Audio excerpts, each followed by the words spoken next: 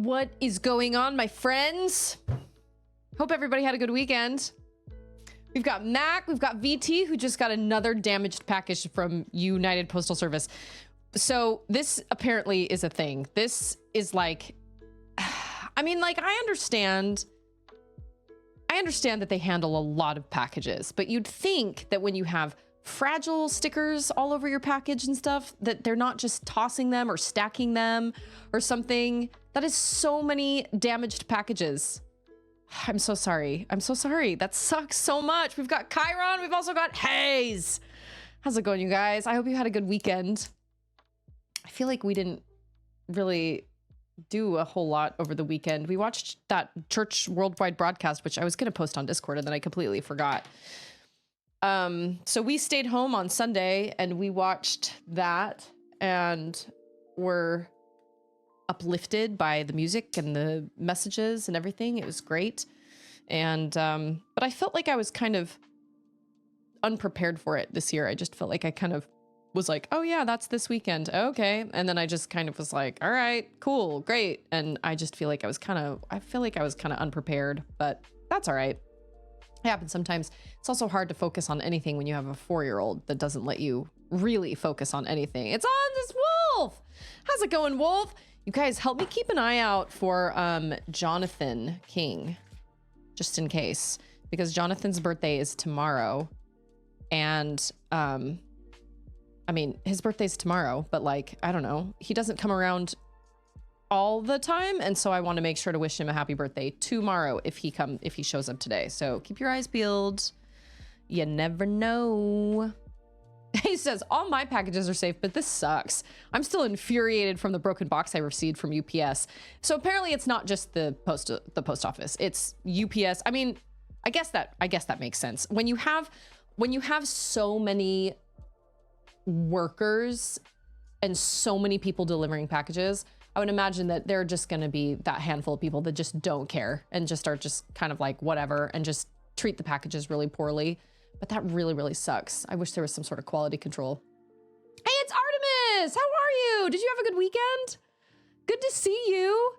I have been dying to start a new. This is the cycle I go through. I play a game and it takes up way too much time, and then I go, I can't do this anymore, but I have to beat it. So I play it and I beat it. And then after that, I'm like, okay, no more personal game playing because I cannot set apart that time. Like I have to just, like it's either all or nothing. So then I'm like, I can't play a game at all. I need to focus on writing.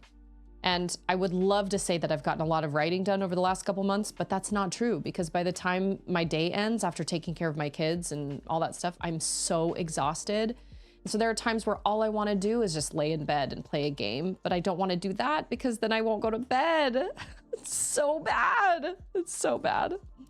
The box weighed a bazillion pounds, but I was inside the house. I could have helped with the package to prevent all this. Are they allowed to come ask you? I mean, that sounds like a stupid question, but like, are they allowed to come ask you and be like, hey, this package is really heavy. Would you mind coming to help us carry it? I guess it depends on who's carrying it. It's not just one service. It's often areas. Oh, that's true. Like some areas you're going to get every single package broken. That sucks, man. Especially for the price that you're paying for shipping. You'd think that they'd be able to like treat your package with some respect. That's so frustrating. That's really frustrating. Yeah, I opened up a PO box last week and VT said that there was something on the way to the PO box. And so I got all these emails saying, you've got this thing on the way. So I was really excited. And so I went there on Saturday. And when I got there, my box was empty. And I went to the counter because usually if like a package doesn't fit in the little tiny box, then they'll just leave a slip and you go to the counter.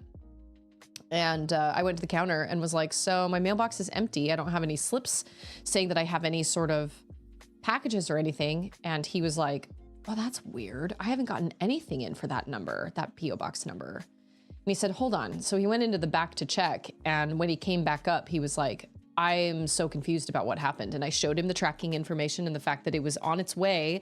And then all of a sudden it was just returned to sender. And he was like, that doesn't make any sense. That is not how PO boxes are supposed to work. They're supposed to be super uncomplicated. I don't understand. I don't know what happened. So we're trying to keep close tabs on the situation because he was like, that's worrisome to me. I don't know. That's very kind of you, Artemis. I love streaming, and if I can bring a little bit, of positivity into everybody's day, because streaming brings positivity into my day, and so if I can bring some of that and give some of that back, then I consider that a success. I'm always trying to kind of figure out like, well, how can I bring more people into the community? And I'm always kind of sort of like, I stream because I love it. But I won't lie, I think often about how to grow and how to gain, more people in the community because I love it. And it just makes me happy. And I think to myself, like, what is there like a niche I can come up with, or like what topic I can address or whatever? And the reality is I don't really know. So I just keep streaming and playing games and chatting with people, and I don't know. Yeah, PT's like 1 out of 5 damage sucks, but it's understandable. 4 out of 5 packages damage, and it starts to feel personal. Maybe they see your address on there and they're like, oh, this guy and his Legos. That's terrible. That's really, really terrible. But streaming is my kind of self-care, and it's just kind of it always makes my day feel better, even if I'm having like a crazy stressful day, which today is not one of those days, thankfully. But if I do have like a really stressful day, usually streaming helps me feel a lot better. And I appreciate that a lot. And for somebody that's an extrovert that doesn't really get out much because I'm home with my kid and I've got all these different things that I constantly have this running to-do list, I always tell Ander, there's a wild Ander back there. We woke up this morning and it was like 32 degrees outside. It's really cold here right now. I was like, you get to go off to work, and even Charlotte gets to go to school. I don't get to do that unless I make all these plans and I have to like make all this stuff happen. I don't get to do that. So it's it's nice to at least have like this situation. They hear the Legos shake and they're like, oh yeah, another package to take out my anger on. Hey, it's Sword Art. Oh, that's a good idea. Ander cameo. Ander cameo. I think okay, so Ander impressed all. I really am. I'm in the house with a tiny dictator / a tiny bully. So this morning we went to Charlotte's school because they have this big test that I think is stupid, but they have this big test that happens at the end of the year, and it's for 3rd, 4th, and 5th graders, and it's this massive test that they put all this pressure on the kids for. Then they have these like these Saturday activities that are like test prep activities or whatever, and Charlotte's like, I'm not worried about the test, I just want to go because they have like treats and games and like escape rooms and things like that. Fine. So she goes, and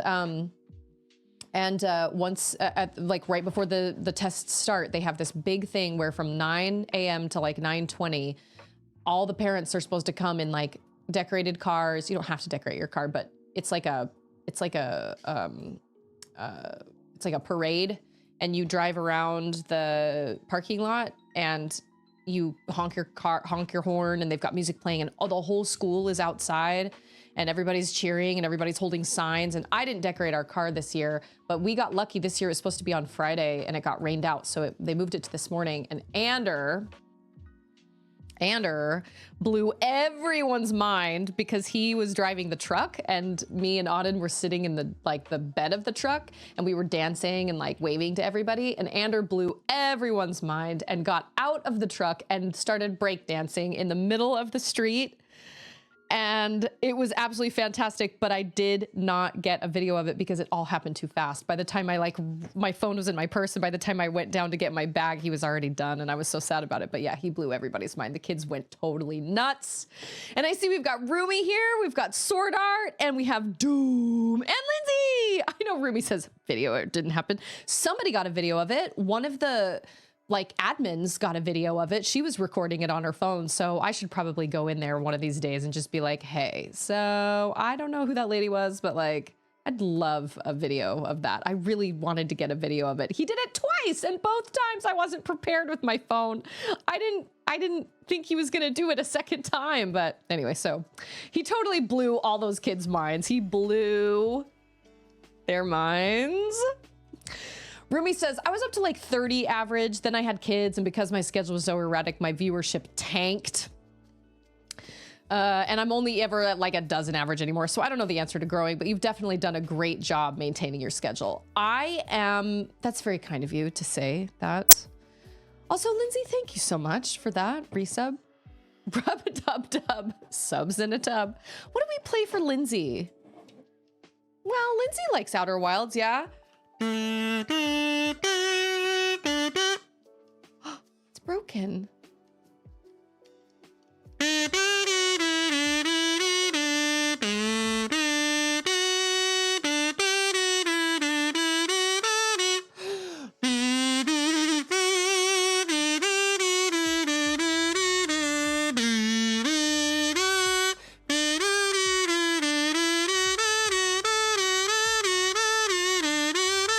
I swear the song changes. It just goes on forever. The same way. Yeah, you know, I was worried about that. I thought maybe Auden had kind of bitten it, but I have more. I have 2 orange ones and I have a green one and a yellow one. I just grab whichever is the closest one to me. I just felt air coming out right here while I know, as I just read what Doom said. Got to see how the kids perform under extreme pressure that's built up for months.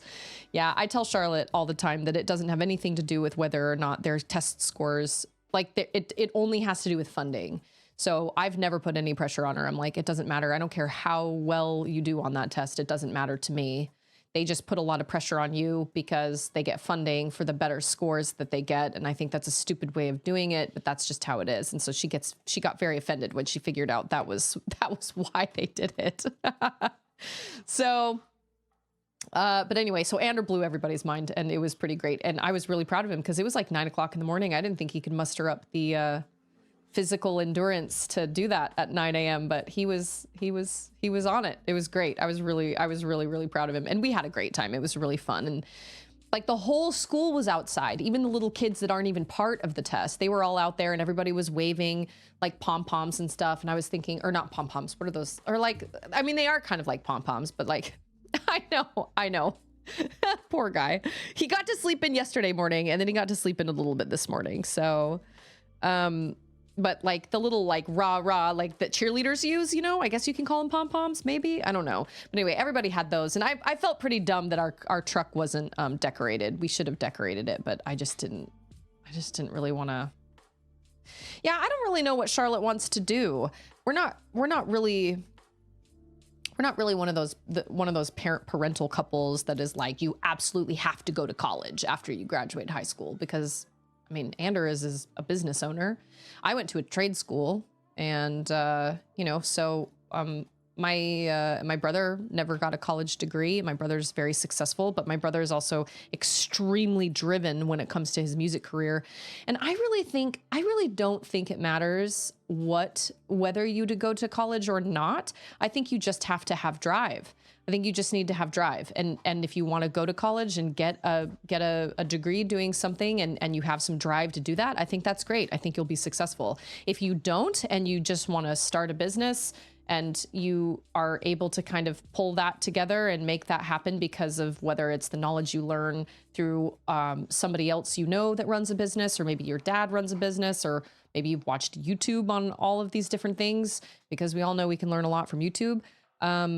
I just say, if you have the right amount of drive and you're willing to work for it, I think you can do whatever it is you want to do. I really do think people can do whatever they want to do. I just think some things are harder than others for some people.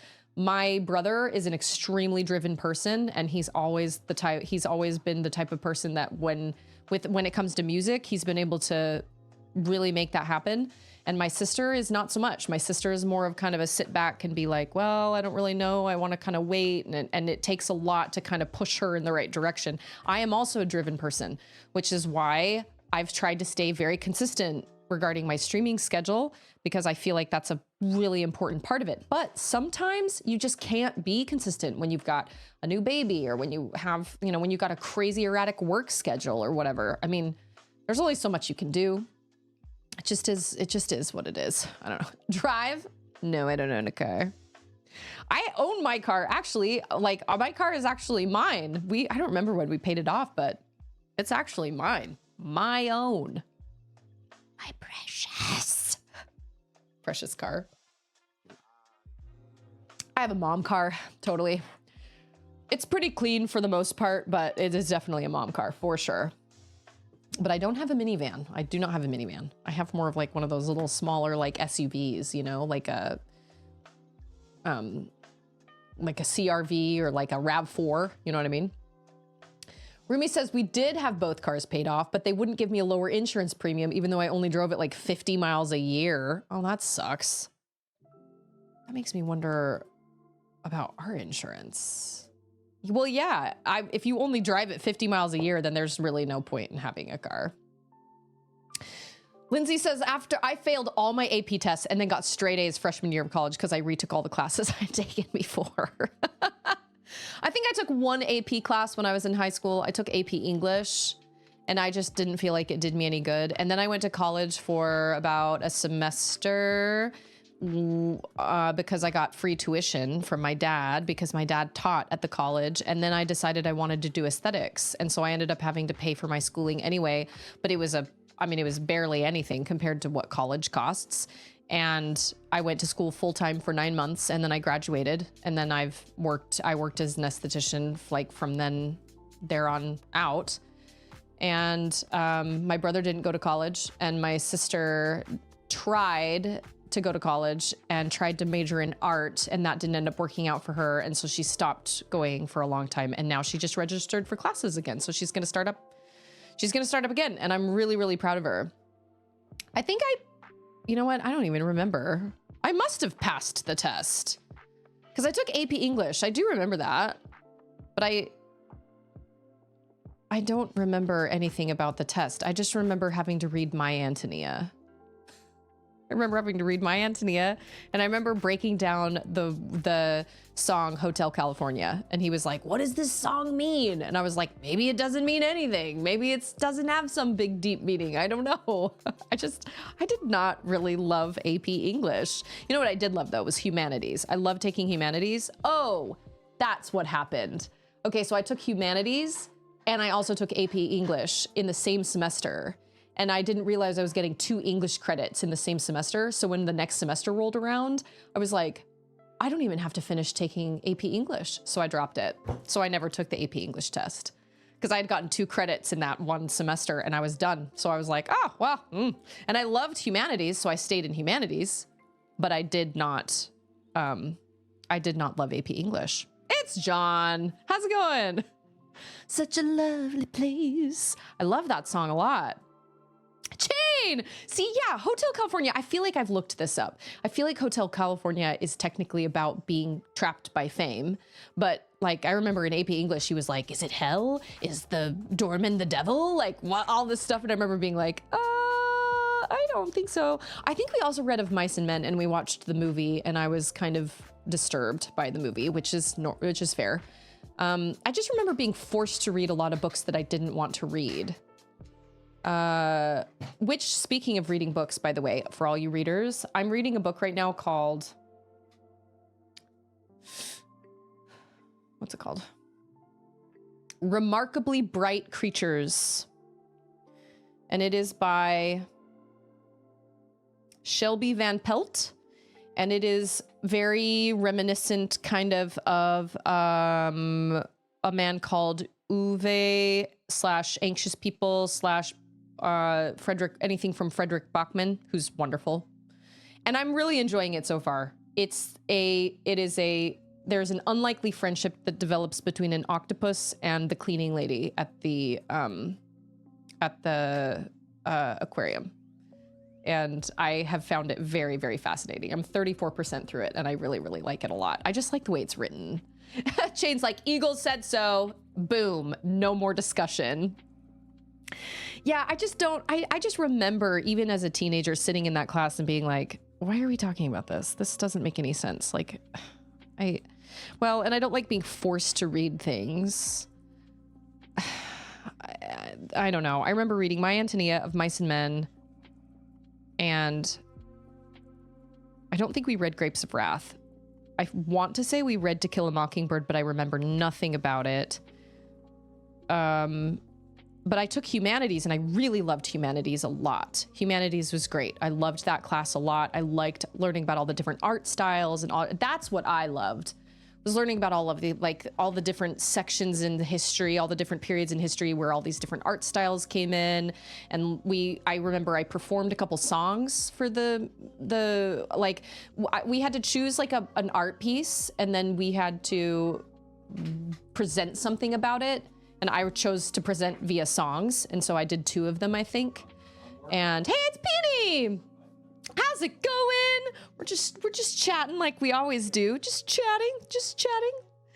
And sometimes a cigar is just a cigar, and sometimes an ander is just an ander. True story. But that was the class that I had that girl in that was the harp player. I've told this story before. And it honestly legitimately sounds like it came out of a movie scene. It sounds like it was written like for a movie. But she was this amazing harp player, and I did not get along with her very well. I thought she was kind of obnoxious. She also was very she had perfect pitch, but she couldn't sing. She wasn't a soloist. There's a difference between a person that is a solo can sing solo and hold a song by themselves, and a person that can sing on pitch but doesn't have a great solo voice, and so they do better when they're blending with other people. And I remember she would be one of those in choir that would be like, Mrs. So-and-so, I feel like the altos are a little flat during measures 16 through 25. Could we just practice those a couple times just so the altos are okay? Because I feel like they're kind of flat. And she was just one of those people that we were like, all right, you're the class pet. Everybody gets that the teacher loves you because you have perfect pitch and you don't need to rub it in all of our faces. But she was probably always right. So... Oh, Peony, I feel that. We were just talking earlier about being like in a house with like a tiny dictator. You have multiples. I only have one, but you have multiples. So she was just like, I would have really gotten along with her if she wasn't such a, how do I describe? I don't want to say that she was a know-it-all, but she was very clearly kind of a brown noser, kind of like, I know better than everybody else, but she did it in a really like sweet way, and it was just frustrating. Anyway, so this is a big problem. This is a soapbox I have when it comes to being a member of the church. So I grew up, and both my parents attended BYU, which is a great school, awesome, wonderful. If you want to go to BYU, fantastic. You don't have to be a member to go there, but there are certain rules and guidelines that they have that you have to follow if you're going to attend the school. I was not going to go to BYU. My dad taught at the other school, so I got free tuition at the other school. Like, whatever, BYU, fine, whatever. But I remember I came in one time and the teacher was like, oh, tell everybody your news. So the whole class goes quiet, and this girl kind of looks around at the class and she says, well, I was accepted into Juilliard. And the class exploded in applause. And I remember thinking, okay, you know what? Props to you. That's amazing. That's good for you. That's really, really amazing. And I was really impressed.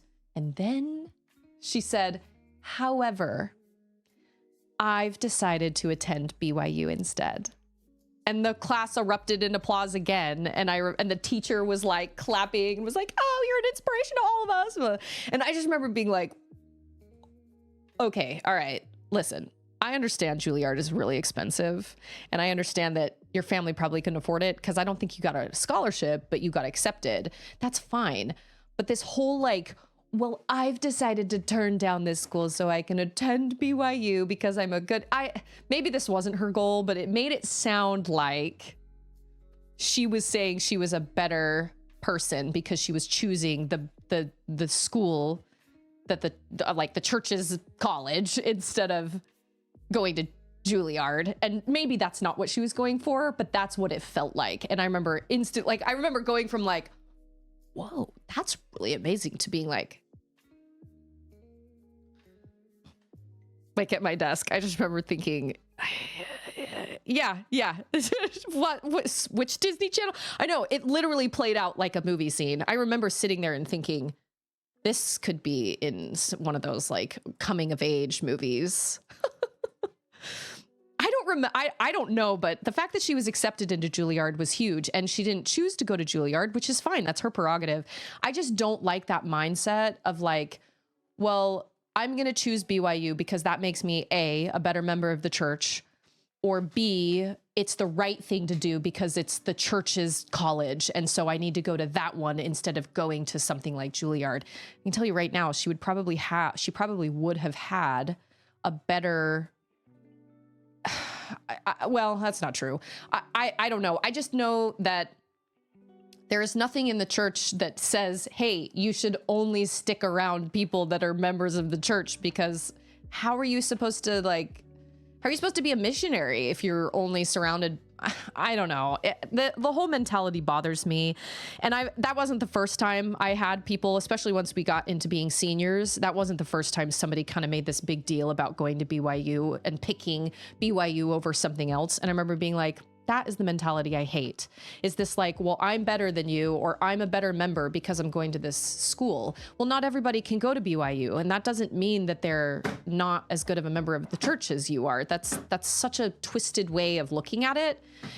And frankly, BYU isn't perfect either. There are plenty of people making the same choices that they do at every other college. It's just not talked about as widely. So, hey, it's DJ.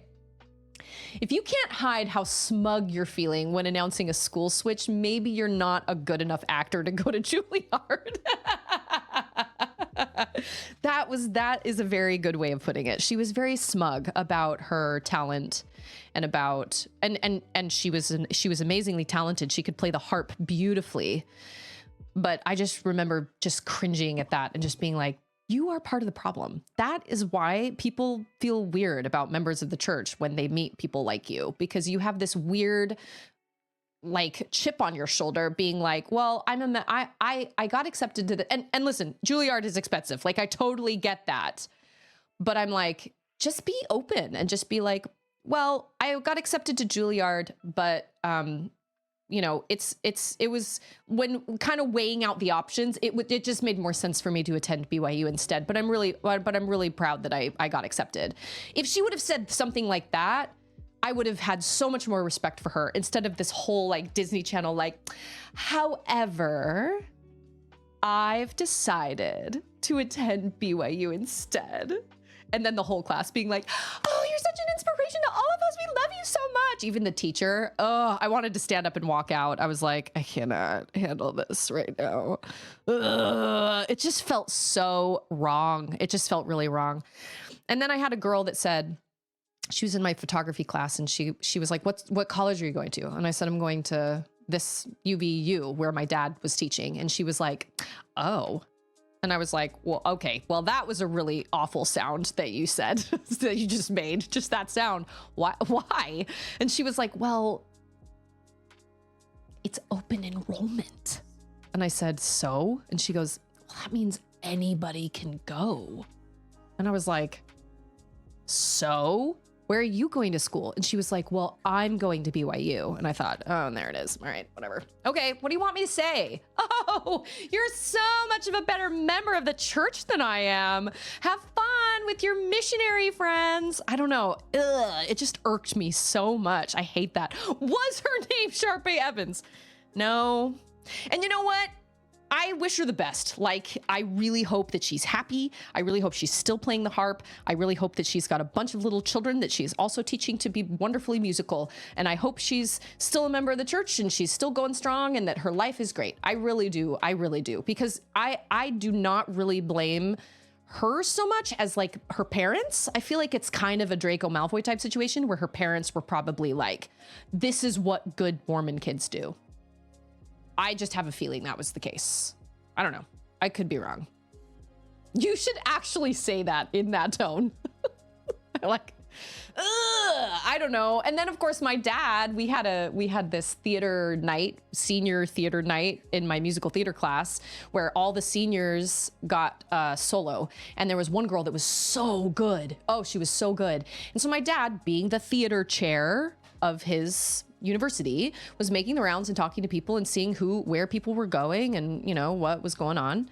And he went up to that girl and he was like, "Hi, I really enjoyed your musical number." And she said, "Oh, thank you so much." And they kind of made small talk. And then my dad was like, "So where are you planning on going to college?" And she opened her mouth to speak and her dad stepped in front of her and went, "She'll be attending BYU." And my dad was like, "Oh, okay. Excellent. BYU is a great school. They've got a great theater program." And then he turned around and he looked at me and he goes, "We don't want you at our school anyway," or something like that. My dad was so petty, but it's that just whole mentality that just makes me crazy. Also, Landrider and Grandpa, thanks for the lurk. Yeah, harpists. What did Rumi say? Harpists. Am I right? Judging people for their life choices is something we all do a bit, but it sounds like these girls decided to go pro. Oh, what was another conversation I had? I had another conversation where I was like,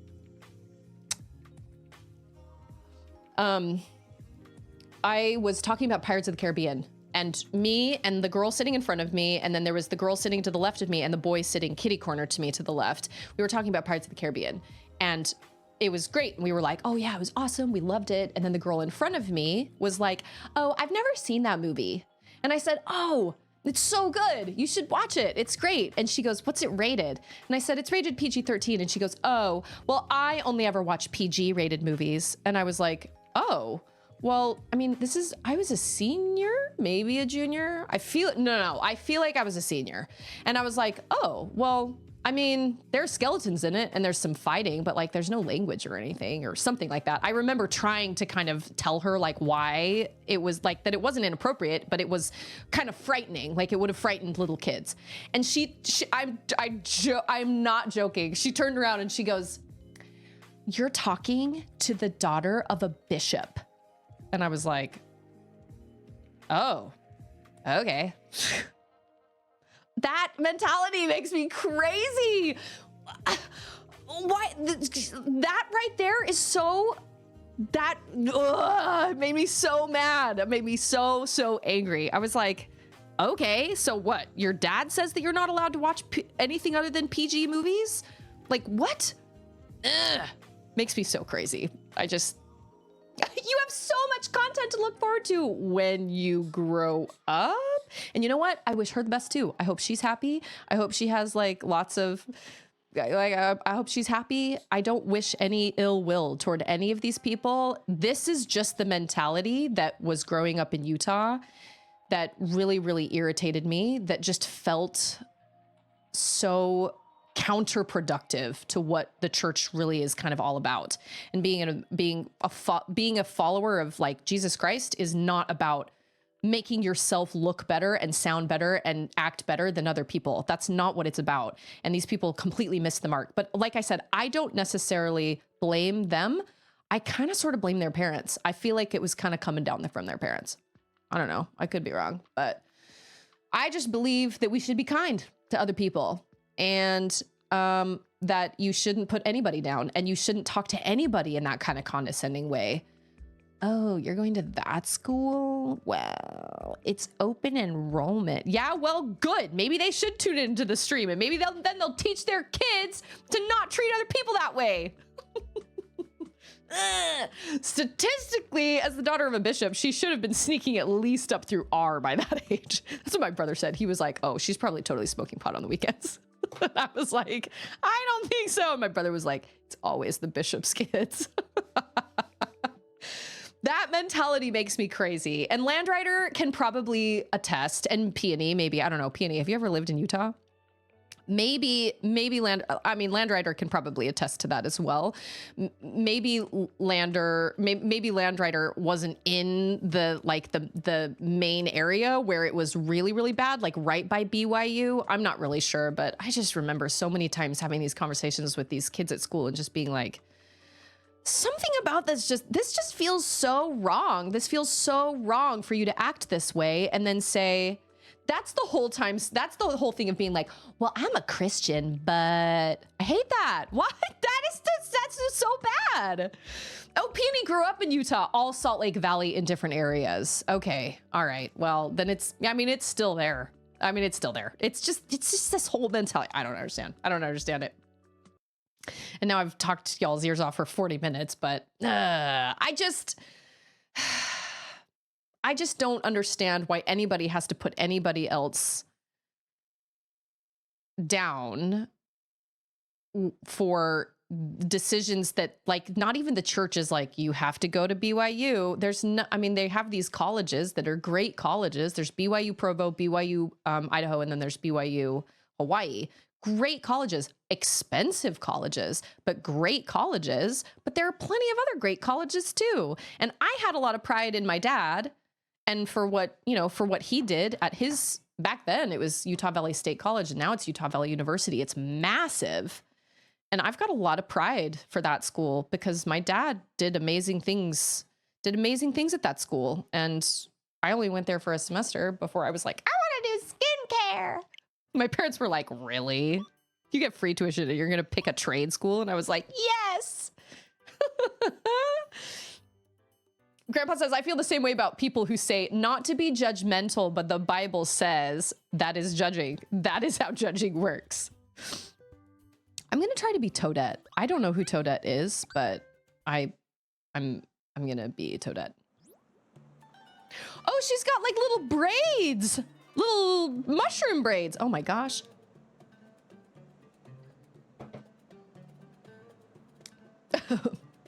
Time for tea. Now that I know Susie didn't go to BYU, I'm not sure I can watch her streams anymore. Like Andrew and I were also just talking about this today too. I was talking about, you know, growing on YouTube, and I was like, I've got some ideas of some things that I could potentially do. Like, I know that playing The Last of Us would probably help me grow, but like, I don't want to play games that I don't want to play.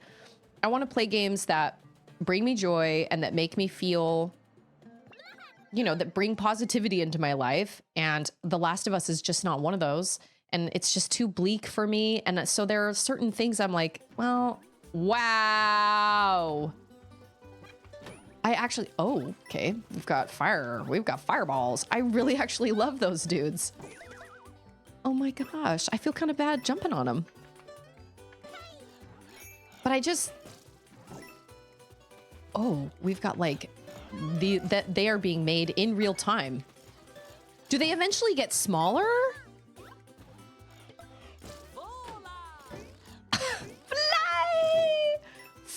Oh, we're going up. Oh, shoot. Biscuits. The whole Peachette craziness. Who is Peachette? Is that, I do not know who Peachette is. Just want this, please, and thank you. I don't know. I got off on a tangent totally with that whole conversation, but what started it was humanities and AP English. Yeah, that humanities class. That's pretty much just what I remember from that humanities class, was that ridiculous exchange. Oh, tell everybody your news. Well, I got accepted to Juilliard, but I'm gonna go to BYU instead. Of course you are. I could have told you that was gonna happen. Naturally, Juilliard is of the devil. No, I really think it was cost. No, but it was just the way. The Last of Us is a good game, but there are so many positive games out there that are also good. Why would you avoid playing those if that's what you want to play? See, that's what I'm saying. I feel like I don't need to play something like The Last of Us. Oh, am I supposed to hit that? Okay. Oh. I don't feel like I need to play it. Oh, see you later. Oh, ta-da! The sequel. Okay, so they do run out of air eventually, and then I'm scared of what the Wonder Flower is gonna do in this level, because this is bananas. Like I said, it's that same mentality of like, well, I'm a Christian, but it's like, okay, just stop talking. Don't talk. Don't say that. Don't continue, because I know what you're going to say is going to be highly offensive. Like, come on. And all of us have thoughts like that sometimes. We all do. But this whole idea of being like, well, I'm choosing the right thing, where you're not choosing the right thing, when it's like, no, it's a college decision. That has nothing, that doesn't mean anything. No. Like, anybody can go to whatever college they want, and that doesn't make them a good or bad member of the church. That's ridiculous to think that. Oh, that has a little guy in it. Did I? Oh, dang. Oh, I made it through that without dying. Oh, I didn't get the wonder flower. All right, we'll have to go back. I did. We'll go back. We'll start it again. I'm slightly distracted. Utah religious culture is wild. When my family moved further west/south, people knew we asked how it was. People we knew asked how it was living in outer darkness. What? I'm telling you.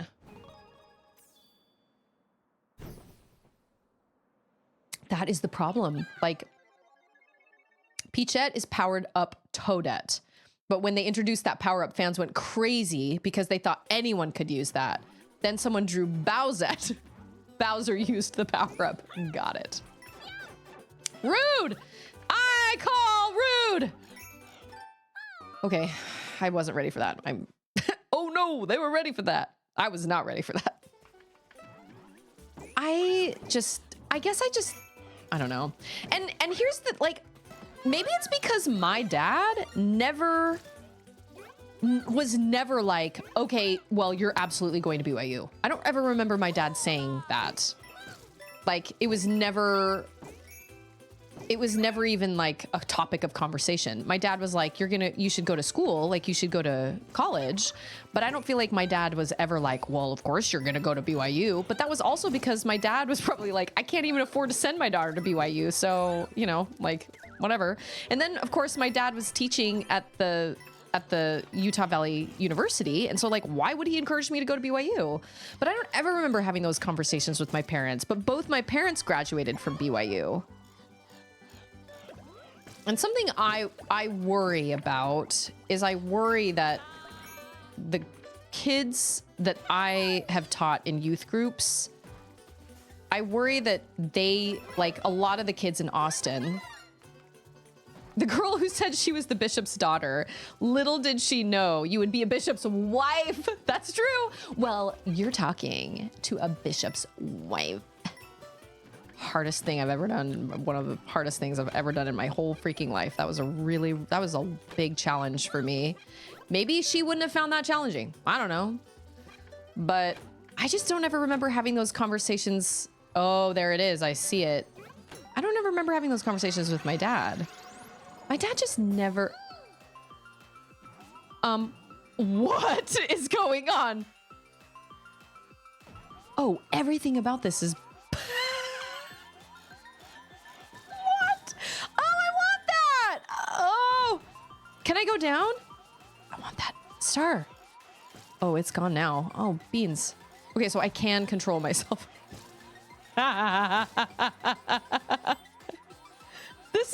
This is so Mario, isn't it? Oh, there it is. It's right there. Let's get it. Yeah. I don't know if this is actually going to help me because I don't even know if they're... Oh, yeah, there are. I was going to say, I don't even know if they're baddies. They're totally are baddies. Oh. They have, like, confetti in them. Oh, my gosh. Ho. Ho. This reminds me of something that would happen in Yoshi's Island for some reason. I actually think you do blow up in Yoshi's Island. Am I crazy? I feel like you do. Oh, there was an extra guy. Way to go, self. I'm missing so many coins. That's all right. We made it. We made it. Little flappy arms. Yeah, I just don't ever remember having those conversations with my dad. And I just never got that vibe from my dad. My dad was not a believer of that kind of nonsense of being like, well, obviously you're a member of the church, so you better go to BYU. That just was never, that was never my dad's train of thought. Oh, I already got a wonderful, so it's fine. Whatever, it's fine, it's fine, it's fine. I think the pastor's daughter wouldn't approve of this level. It's not PG-13.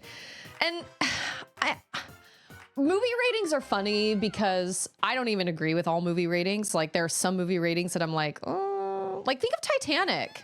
I remember Titanic being a big topic when it first came out because everybody was like, oh, it's rated R and yet there's nudity in it, right? Everybody was really, right? Wasn't it PG-13? Titanic was not R. It should have been. And so I remember that was like all anybody could talk about for the longest time. And I remember my mom, when I asked her if I could go see it, my mom was like, when did Titanic first come out? But I remember my mom being like, well, you know, I don't think we should. I don't think you should. Like, there's like straight up nudity in it. And so you have a movie like Titanic that's rated PG-13, but then you have a movie like Braveheart or like Gladiator that's rated R that doesn't have anything like that, but that just has lots of violence in it, right?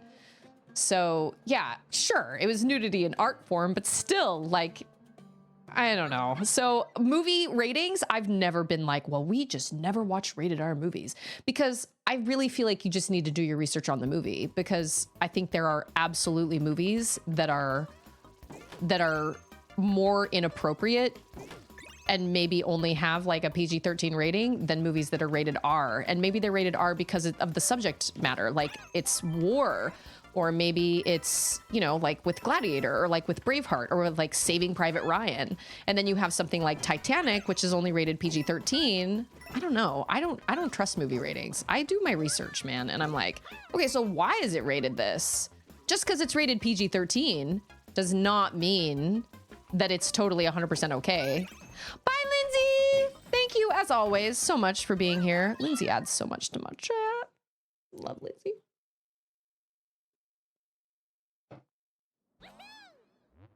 I see nudity every time I take a shower. Oh, well. That does tend to happen. I think I've gotten everything. I still have not figured this out, but I imagine it has something to do with the secret tunnel in this area. I don't think I've done this one yet. Treasure vault. I don't know. I knew a lot of families growing up that were like, well, we just absolutely do not watch rated R movies. And I'm like, okay, cool. That wasn't how my dad was.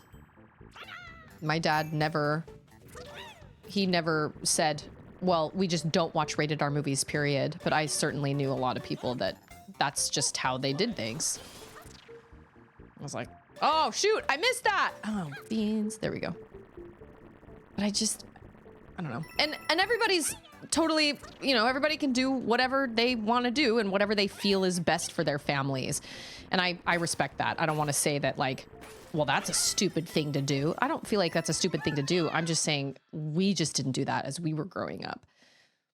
And I think you just need to be cautious and careful of what kind of media you're consuming. Because you could say the same thing about PG-13 movies being inappropriate. And I feel like even now, we've had this discussion before, but I feel like ratings have become more lax on things, whether they're TV shows or whatever, they're allowed to show more. I mean, it used to be that like they couldn't even show Elvis shaking his hips on TV. And now we see a whole lot more than that. On like, not necessarily TV that, and I'm not talking about HBO, I'm talking about like, you know, pretty basic channels. I mean, that you still have to pay for, but still. So times have just changed a little bit. Oh, this is gonna get crazy. But I can hold on to that. Okay, yeah.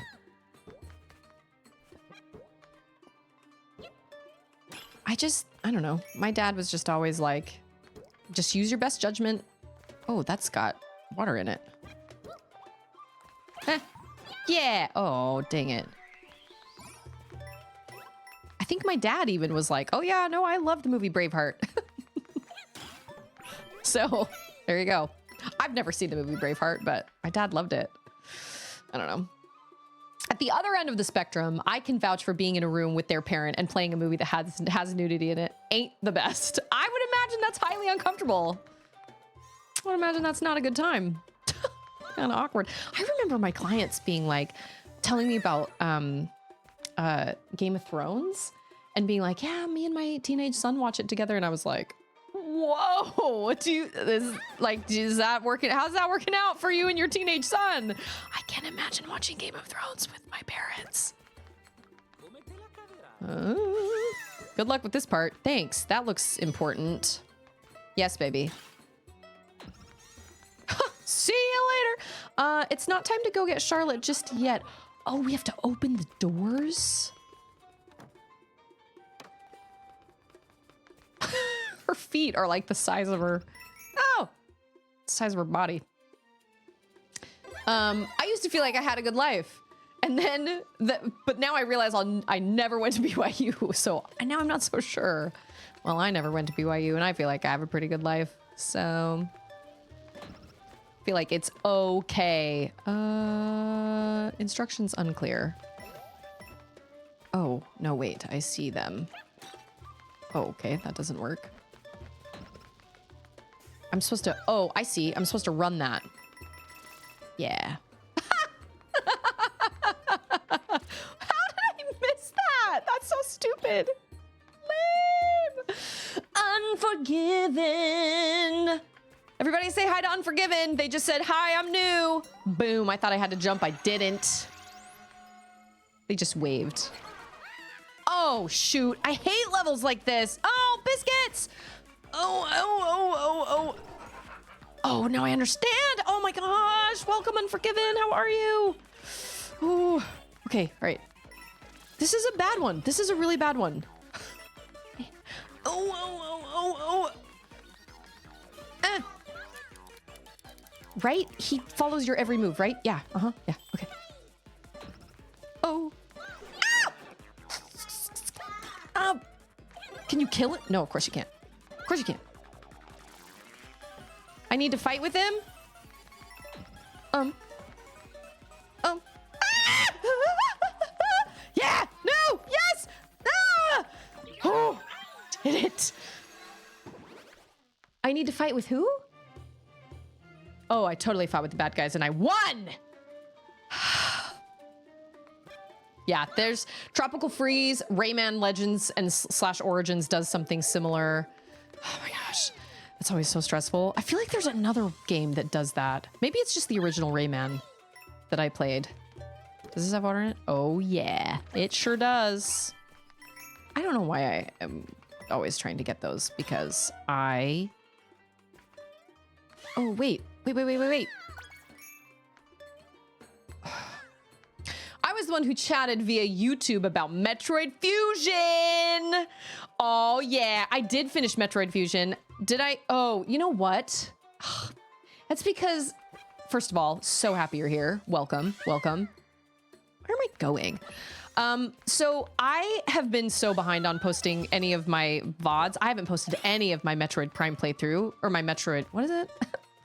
I'm supposed to go down this way, right? Yeah, okay. My Metroid Fusion playthrough because I've been so late posting all my Astrobot playthrough.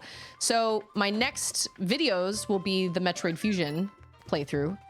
I thought we were at the end of the level and I was wrong. Oh my gosh, this is crazy. Oh, okay. But listen, I love Metroid Fusion a lot. I've played it before. I played it a long time ago, and I don't know what the heck the deal was, but I could not get it together during this last playthrough. I really struggled, but I did do it. I did beat it. I was very proud of myself. Wait. Can I go in that while I'm... No. What? Why is those things? Are you limited on wall jumps? Because I feel like I am. I hear BYU has an expert course. Oh, I understand. Do I understand? Oh, yes, I do. I do understand. We'll do it that. Okay, cool. Yeah, Metroid is very close to my heart. I love Metroid a lot. I just really sucked at Metroid Fusion. I feel like I'm a relatively good gamer, but Metroid Fusion definitely gave me a run for my money. For so many times where I was like, this should not be, this should not be this hard. But maybe it was probably just user error. Unforgiven is a song from the Metallica song trilogy. I love music, man. Music makes the world go round. I'll have to listen to that.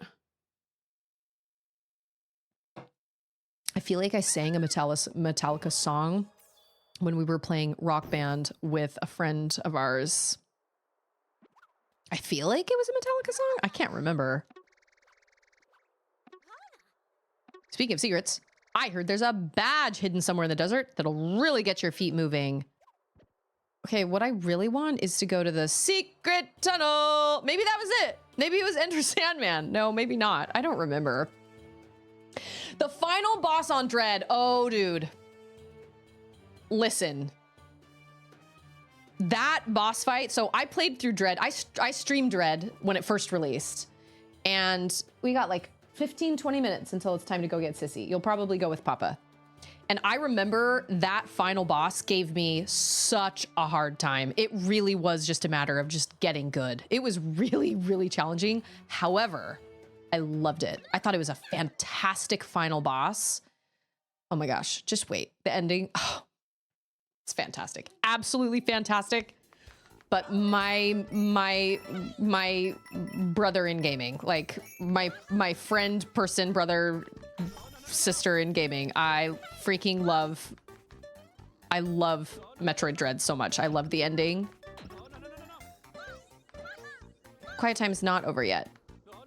How the fruit? Okay, right, I gotta pay attention. Look at her little mouth. In the dark. Yeah. Okay, that wasn't so bad. Was it Master of Muppets? Astrobot was great. Dread is also great. My recent run on Fusion took me over 3 hours. 3 hours? I feel like it took me half that time just to beat Ceres. Took an entire stream. That's all right. I definitely had a really hard time with all the bosses in Metroid Fusion. And I remember multiple times I was so complaining. I was constantly complaining, which is lame. I shouldn't do that. But I just remember constantly being like, I don't understand. How did I beat this game all those years ago? Like, how did I do this? Oh, I go up the pipe. Right. Oh, I don't know what is the best choice for this situation here, because probably not this one. Oh, well, this takes time. I just love Metroid so much. It's one of my favorite game franchises ever. I just love it. And Metroid and Zelda, this is why I won't be getting a Switch 2 like super soon right off the bat, because Mario Kart just does not... Can I jump down? What? Oh, okay. All right, cool. That was weird, but okay. Playing it through the completely Super Omega legal PC copy, and my controller jump button is semi-broken. Oh, well, that would be part of your problem. That would suck a lot. I have played with super wonky controllers before, and it sucks. It is not ideal. Oh.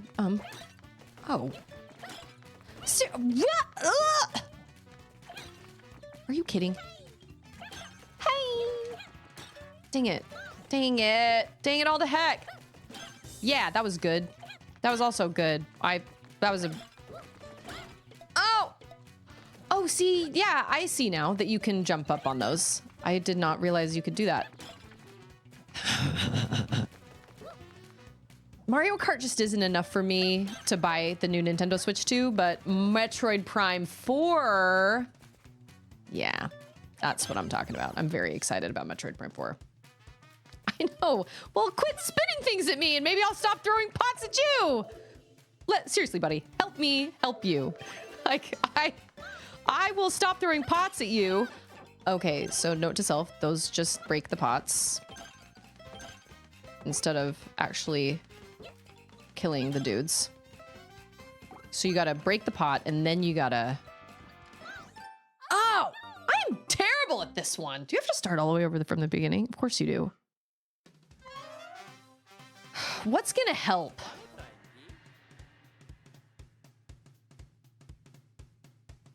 I don't know. I played it so much as a child that I only got stumbled upon 2 parts through all of Fusion. Loving all the puns here. You came to the right place. I think this is probably my best option. Probably. I don't really feel like being an elephant is really gonna help. Ground pounding kills the dudes in the pots. Oh, grab it before oh, son of a biscuit. Oh, beans.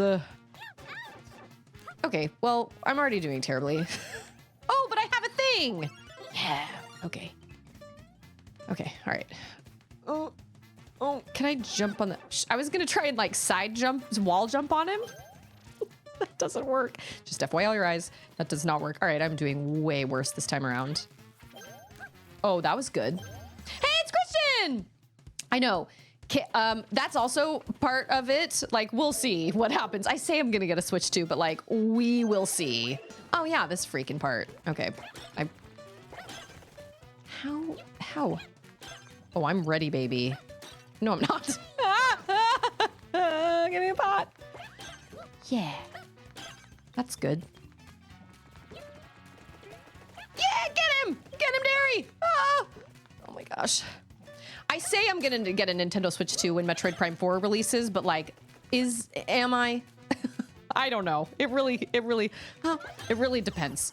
It just depends. Like, there's so much I'm kind of waiting on. But on my Discord, every like other month, we do these roundtable discussions in a voice chat, and we have different topics for the discussion each time. And this last time we got together, we talked all about Switch 2 and like all the different like the game prices. Sword Art's right. The game prices and like what makes a game cost so much money, and you know, is it worth it? And oh my gosh, I just realized that I did not see that earlier. Okay.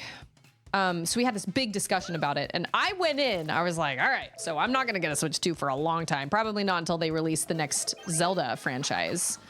And then everybody was like, oh, but you need to watch the upgrades to Breath of the Wild and Tears of the Kingdom. So I watched it, and now I'm like, well, maybe I will. Oh yeah, well, I did get the third one. That's okay. You know what? I beat it. I got the seed. That's fine. That's fine. That's fine. So now I'm like, all right, you guys changed my mind. I will, well, maybe we'll see, because you're right. It could potentially be so expensive. Yeah, so somebody made me a widget, or not a widget. They put it in StreamerBot. I say beans a lot when I get frustrated. Ah, beans. And so it's the beans counter. Do I have to change the... Oh, this is 4 stars. Not 5 stars, though.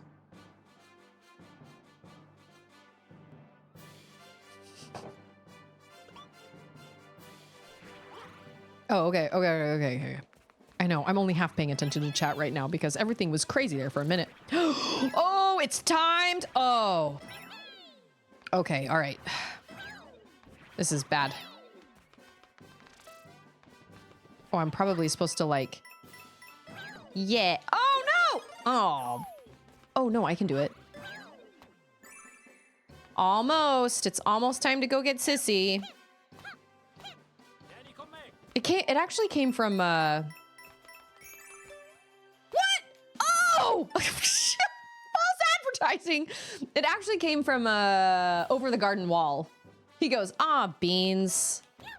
I can't remember. Oh, that didn't save that? That's lame. No, that's what he says. He says, ah, beans. Ain't that just the way? I'm not tall enough. I feel that struggle in real life. I am not a tall person. Dang it. I thought that would save. Also, I'm bad at wall jumping in this game. You know what? I'm not even going to worry about that coin down there because I didn't get the first one. Oh, but maybe I can go back and get it. Now that I'm taller. Beans. Aw, beans. Ain't that just the way? Yeah. All right. I'll try and get this other one. This is my struggle during the, Yeah! Oh my gosh! Yeah, and then... Oh, that did not save the second time around. Thanks for that. Mario Kart just doesn't do it for me. Donkey Kong is very... Oh! Did you guys see that? That's amazing! Ow! No! No! No! Oh, I thought I was gonna die. We're gonna try that again. Yep, we are. It's a good thing I can. I know a guy named Bean on Twitch. There you go. Beans. Aw, beans. Ain't that just the way? Yep, it came from over the garden wall. Yeah! Oh, dang it. Ooh, worms! That's all right. I got the seed. It's fine.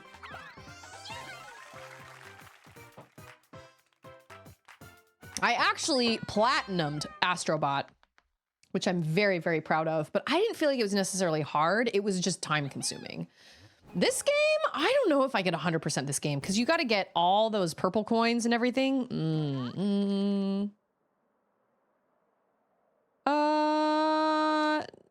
No, I think I'm okay. I think I'm good.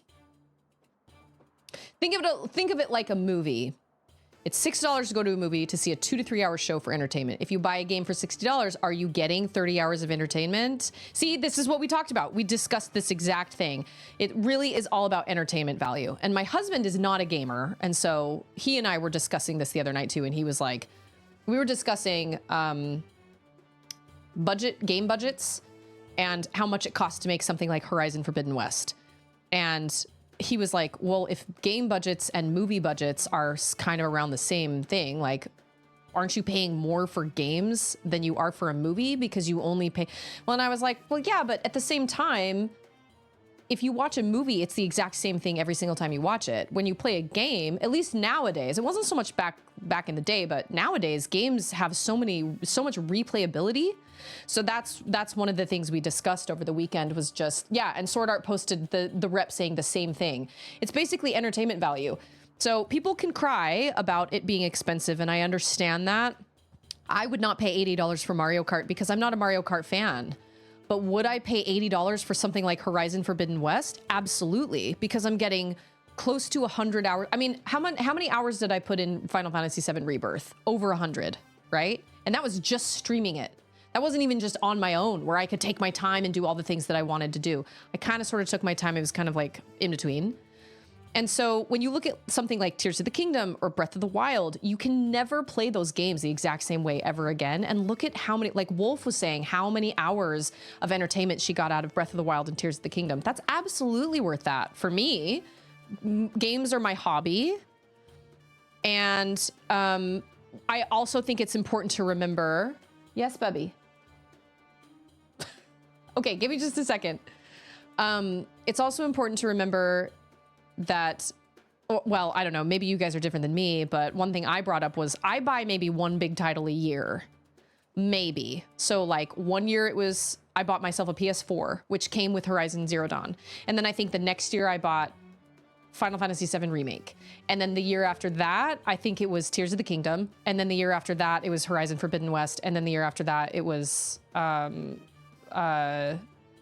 what was it? Rebirth, Final Fantasy VII Rebirth, or something like that. Maybe my timeline is off, but I'm not paying for these big title games every single time a game launches. Like Christian said, third-party games go on sale a few months after launch, and you're still gonna have these little indie games like Hollow Knight. I love Hollow Knight with every fiber of my being, and I put easily 75 plus hours into that game, and it was $15. It still is $15 on the eShop.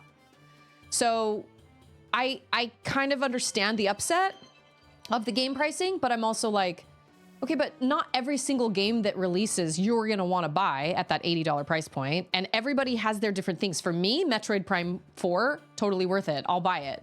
And because that's one of the things I really love. Mario Kart, not so much. I'm not a Mario Kart fan.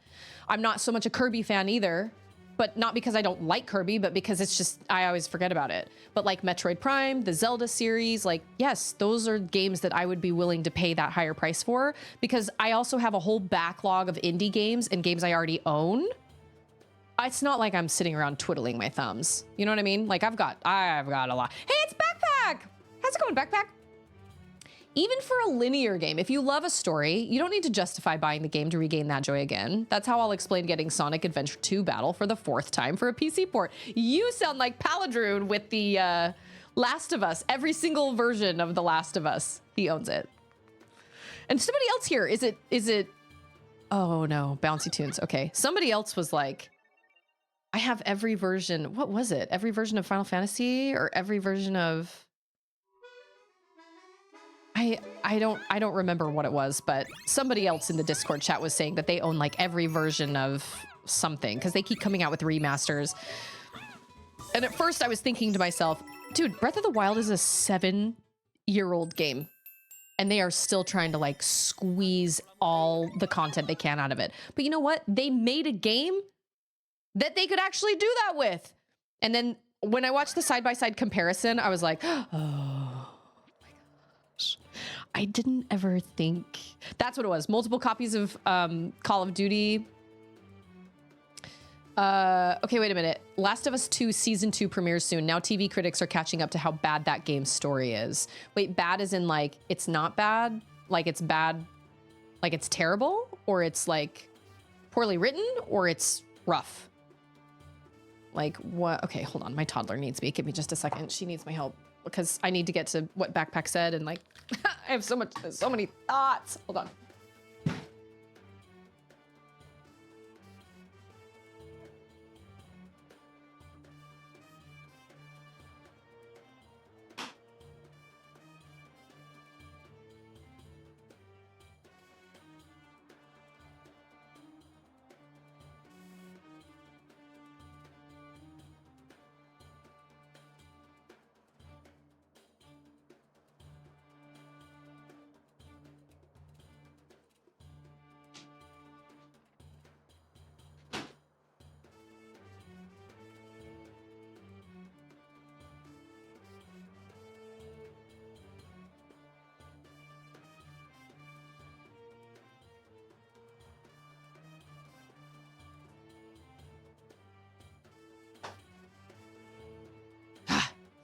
Okay. Oh, The Last of Us 2's story is not great. I thought it was like mind-blowing and everybody loved it. Okay, wait. Peony says, that's me with books as special editions. If it's something you love and enjoy, there's nothing wrong with that. Backpack says, I'm coming in late to the conversation, but the time and effort put into these games to live up to the modern day expectations is it actually surprises me that games don't cost more. It's funny that you mentioned that, Backpack, because somebody in my Discord, Grandpa, posted this. It's like we're having the round table all over again. He posted this. Was it in was it in Game Rex? Shoot, now I can't remember. He posted this old ad for like a Nintendo, for like the original Nintendo. And yeah, we had a big discussion about it. Is that where he posted it? I don't remember. Yeah. Okay, so he posted this. There's this ad. I know you probably can't see it very well, but it's this ad for all these different games, and it lists Kirby's Adventure for Nintendo game system at $39.99. Okay, that was brand new. Kirby's Adventure was $39.99. Metroid, $29.99. Zelda, $29.99. Okay. And then he posted this picture right here, which says $39.99 in 1993 is worth $87.91 today. So we've actually been paying less for games up until now than we were back in 1993. And then I found a video of a game developer, the game developer for Dead Space. He answered all these questions that Twitter wrote in. And oh my gosh, I just remembered I've got bread dough rising. I may have to go do that. But he talked about why video games, somebody asked, why are video games $60? This was posted 2 years ago on YouTube, but he said that they said, why are video games $60? And he was like, who decided on $60? I don't know who decided on $60, but he said, the reality is games have been $60, $50 to $60 for the last, I don't know, decade, a little over a decade. And yet over that time, games have quadrupled in cost. And he said, I don't want to put that off on the buyer. I really don't. I really don't want to put that cost off onto the consumer, but games are really expensive to make. They take a lot of people, they take a lot of time. And then like Backpack said, with how high the expectations are for games nowadays, it's almost like, and I'm not saying people here are saying this, but people on YouTube, all the people that are going, drop the price, drop the price, drop the price. I'm sitting here going, well, what do you think it takes to get a Mario Kart game that is the game you want, with better graphics, smoother frame rate, or higher frame rate? You know, you've got this new console coming out. Unfortunately, it has to be expensive because everything is expensive.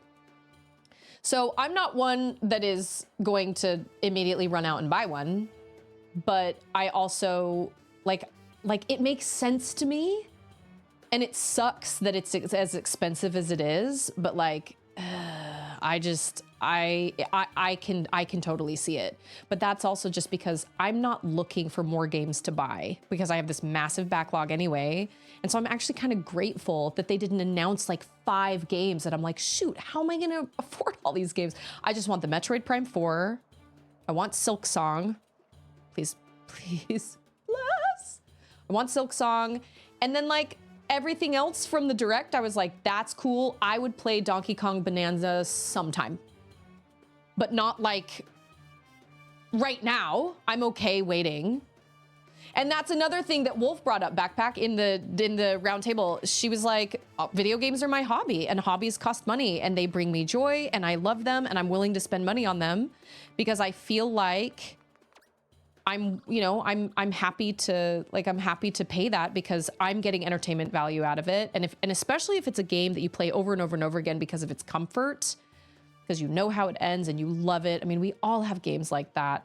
Then yeah, I think the entertainment value is, I can't say I'm that surprised that the games cost what they cost. Although I did bring this up in the Discord. There does feel like there's kind of a difference between paying $80 for a Mario Kart game and paying $80 for like a Final Fantasy VII Rebirth or like Horizon Forbidden West. It just feels like the latter is a much bigger production, and Mario Kart, I'm like, it's like a cartoon, you know what I mean? But at the same time, like, they're all cartoons. But Unforgiven, thank you so much for subbing with your Prime. I appreciate that so much. I'm gonna play a song for you on the kazoo. Are there any Metroid songs I can play? Oh yeah, listen.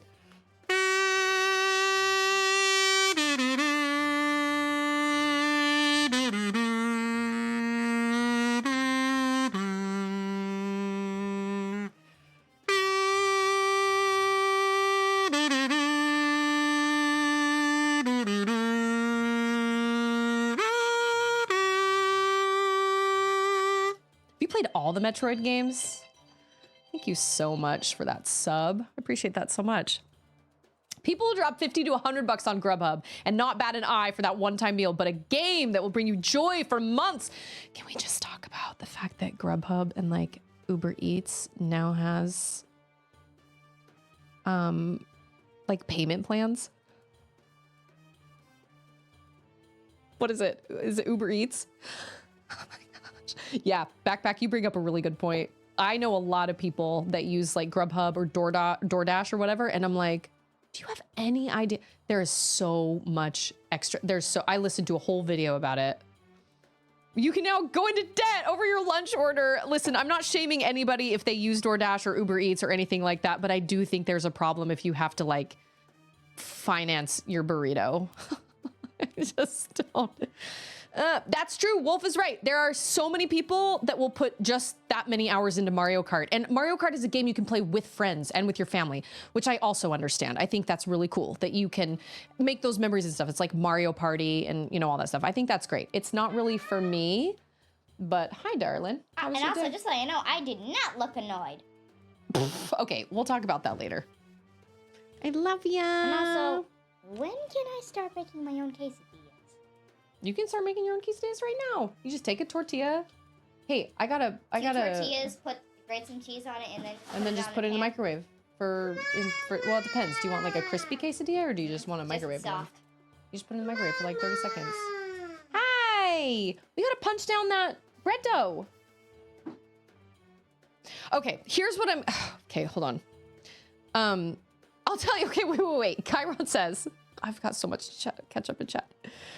I know. Chain says, because I planned $400 plus $70. Switch 2 bundle is $500. I'm not going to burn down my city square over $30. I just don't see any reason for me to get one until Metroid Prime 4 comes out. But everybody did change my mind at the Discord roundtable. I was like, I'll just wait till the next Zelda title, which is years away. But now I'm like, I think I'll play it on Metroid Prime 2. Okay. I reread The Lion, Witch, and the Wardrobe with my kid recently. When I Googled Narnia, I read Netflix is considering doing an adaptation of The Silver Chair, and Aslan is potentially going to be female. Played by Meryl Streep? That's an interesting choice. But I guess... I actually have not watched... You know what? I watched pieces of the Chronicles of Narnia that they did with Liam Neeson that plays Aslan. I believe that's who played Aslan. And everybody was like, this was the Lion King we wanted. Like a lion that like emotes. That's what we wanted. No, you didn't start a big kerfuffle at all. No. I love Meryl Streep too, but Aslan? That's an interesting choice. Here's what I do need to do though. I have to go and punch my bread dough down. I gotta beat up my bread dough or else I'm gonna lose it. So let me put up words on screen. I'm not gonna go, obviously Charlotte's home, but I'm not gonna go grab Charlotte. I'll go put my bread dough in the yeah, I gotta go punch it. Over this $80 Mario Kart game. No, just kidding. So I'm gonna pull up words on stream really fast. I should only be a couple minutes. I gotta punch it down, knead it a little bit, and then separate it out into 2 loaf pans, and then it's gotta rise again. So let me pull up words on stream for you guys, but I know I missed a whole lot in chat. I am going to go back and read through it because I don't wanna miss anything. So just stay tuned. I'll be right back. All right, bread dough is beaten down and hurriedly put into bread loaf pans. Hi. So I watched a YouTube video a long time ago, or not a long time ago, fairly recently, about how the United States sucks at bread because we put all these insane things into our bread to make it rise faster and everything. So it's all, you know, my bread I buy from the store, it has like 20 ingredients. Bread should have like 5 ingredients. So I was like, that is it. I'm gonna start making my own bread. And it is pretty good bread. Although today, instead of using sugar, I used honey. And I was really confused because I did everything exactly like I've done all my other loaves of bread, because I'm making 2 loaves at a time and then I put them in the freezer because homemade bread doesn't last quite as long. It's another reason we have all these chemicals in our bread, because it preserves their life on the shelf. And usually when I use sugar, the dough is really sticky when it comes out of my mixer, and I have to add tons of flour to it while I'm kneading it. But today, instead of using flour or instead of using sugar, I used honey, and it wasn't nearly as sticky. I didn't think honey would do that, but it wasn't nearly as sticky. I had to use far less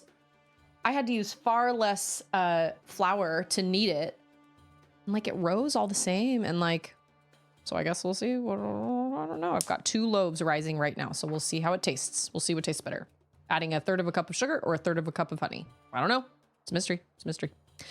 I went back and looked through chat for a second while you guys were finishing that game. Also, Unforgiven, you're probably not here right now anymore, but I appreciate you so much, and I'm so glad that you came and popped in today. Appreciate it so much. So apparently people were just mad about The Last of Us 2 because it was just depressing. I thought the whole entire Last of Us story was just like insanely brilliant from beginning to end, and that's why people loved it so much. But was the first one a lot better than the second one? So it wasn't so much that it was bad, it was just divisive. John thinks it was bad. He said it was bad. And I'm mad about it. I'm mad about it. See, yeah, we'll see how it tastes, because the last couple loaves I've made, I just used sugar because I was like, ah, yes, sugar sounds great. But then I thought, oh, well, like it tastes fine. But now I'm thinking to myself, oh, maybe I'll try honey. But it was definitely easier to knead. It was easier to make. Sure. Oh, what? Okay, this is gonna be confusing, but that's okay. Maybe not. I don't know, maybe not. Can I smush him? I think I can. Depressing for depressing's sake. Oh, okay. That's why people had a hard time with it. All right. Yeah, no, I'm not down with that. Just to make something sad, just to make something sad. The first one was thought-provoking. The second one was just sad, just to be sad. You know what? We're not going to wait around. Oh, yeah, we are. Oh, dang it. That's all right. It's cool. He can push, and I can also push. Right? Yes. They are. They're on little wheels. Little wheels. Oh, dang. Yeah, I really try to stay away from stories. I mean, I'm not opposed to crying in games. You guys know this. I've cried in plenty of games I've streamed. Gosh, Neva wrecked me for like days on end. Oh my gosh, that affected me for like a week. I cried during Brothers. I cried during Firewatch. I cried during... Oh, I understand. How am I supposed to fit in that tiny little door? Toadette. Elephant is not that small. I love that. The fact that they animated that makes me so happy. Oh, that's fantastic. I love that so much. Go. Like, I am not opposed to crying and being sad over stories. So it's not so much that the story... Oh, perspective. Oh, okay. So it's not that I don't like sad stories, but I definitely prefer thought-provoking sad stories instead of just stories that are just sad to be sad. I'm sure it has good moments, but I would much rather play something that gives me positive vibes because there's already enough frustration and sadness in the world as it is. And so I just kind of feel like, why would I consume media that is going to also just make me super, super sad when there's already enough of that in the world? You know what I mean? But that's not to say other people can't play games like that, because thought-provoking is great. I think thought-provoking is very good, and I think that's great. And I've played plenty of games that have been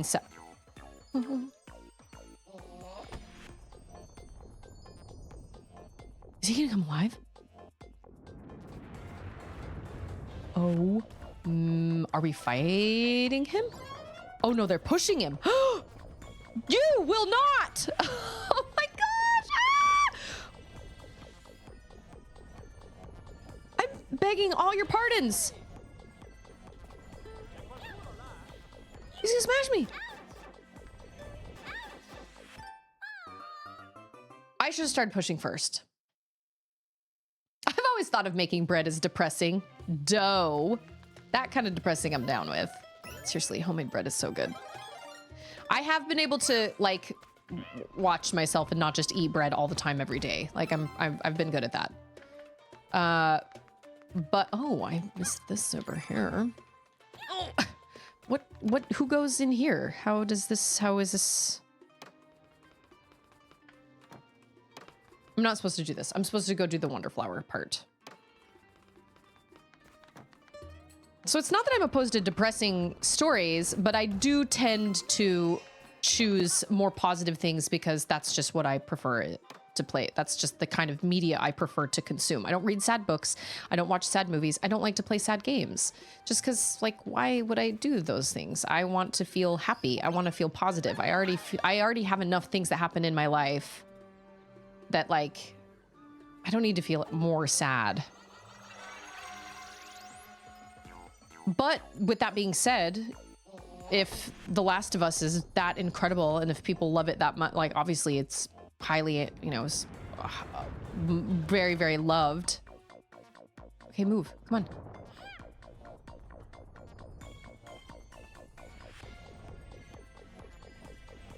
I need to push the other side. This side? Oh! Oh, I understand. There's like a whole level. Okay. Well, I just wasted time at the beginning there. Huh? Oh, no! Oh. No! Get out of town. I'm not saying that depressing... depressing stories are bad and that people shouldn't consume them. I just don't like to consume them if I can help it. I've certainly consumed my fair share of sad stories. Like, The Book Thief is one of my favorite books of all time, and that book makes me cry, but, like, I don't I'm not looking for books. Like, I go on Reddit sometimes and they're like, I'm looking for a book that'll just make me cry my eyes out. And I'm like, that's not what I'm looking for in a book. I want something that is... I really look to try to be uplifted when it comes to my media. I have a really hard... Because when I go there, I have a really hard time coming back out of it, you know? I have to be really careful, especially with like my little kids around and stuff. I can't just read a book that's going to take me to a really bad place and then I just become a basket case for hours. You know what I mean? I can't do that. I did play Brothers. I did. And I really enjoyed it. I really loved it. And I don't have any regrets in playing it, but it did make me cry for sure. It was heartbreaking, but it was totally worth a play, but it did make me cry. Yeah. What was it? Firewatch. I saw that coming. Firewatch made me cry, but you know what? I did not love Firewatch. I did not love Firewatch as much as I think everybody thought I was going to. And even I thought I was going to. I thought I was going to really love it, and I really didn't. I was kind of put off by the characters. I did not really love... Oh, come on. Are you kidding? I did not love the characters. But whatever. I mean, it is what it is. I cried in Brothers. I cried in Firewatch. I cried in Neva. I cried in Ori and the Will of the Wisps. I got really emotional at the end of the last campfire. And I cried in... What else did I cry in? I got kind of emotional at the end of Outer Wilds. I didn't like cry, but I did get kind of emotional at the end of that one. So, I mean, like, I've cried. And then, of course, I cried in Tears of the Kingdom. Cindy! Maybe want to watch some comedies then. I know, right? It's like, maybe you should not watch sad things. But I try to, like, not... Because I was kind of aware that, like, Brothers was going to make me cry. Firewatch was going to make me cry. Air did not make me cry. But like I was told kind of, you know, and here's the other problem too, is when people say, oh man, the end of that game is going to wreck you. Like with Neva, I was like, what happens? I remember thinking to myself, what happens if, I thought that was gonna like crush those blocks, but it didn't. Cindy, I really love your name. I really love that name a lot. I am usually warned by people. Usually people are like, oh, that game's gonna totally wreck you. But what worries me is I think, what if it doesn't? Like, what if I reach the end and I'm like, oh, that was sad, but like, oh. And so I was nervous at Tears of the Kingdom. I was nervous that it wasn't gonna wreck me, but it did, and Neva wrecked me as well. Oh my gosh. Final Fantasy VII, I cry at the end of Final Fantasy VII every single time. And I have a lot of thoughts about Final Fantasy VII Rebirth. I made a whole YouTube video on them, my top 5 loves and my top 5 dislikes. There's got to be a secret. Look, I see that. There's a secret. That is a secret. Secret tunnel! But how? There's got to be a secret ending in this place. Hangout place. So most of the time I'm kind of prepped. But, like, that this game's going to make me cry. But, like, I was worried with Neva and I was worried with Tears of the Kingdom that, like, all the hype was going to be like, oh, this game is going to wreck you. And then I was going to sit there stony-faced and be like, I mean, I guess it's kind of sad. Or I guess it's emotional. Oh, I cried for a half hour straight after I played Neva. I could not get myself together. Yeah, I was going to say, there's got to be a secret. That's very clearly a secret tunnel. I think I've done everything here. Oh, no, I have not done that place over there. Oh, I see how to get to that place. Okay. Well, at least I know where the secret is.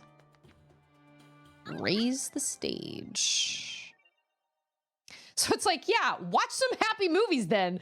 Watch some comedies, Susie. Stop watching things that make you sad. The reality is, I actually... Oh, I don't have the... I don't have that extra jump. Oh my gosh, I love this music. Wait, how do I...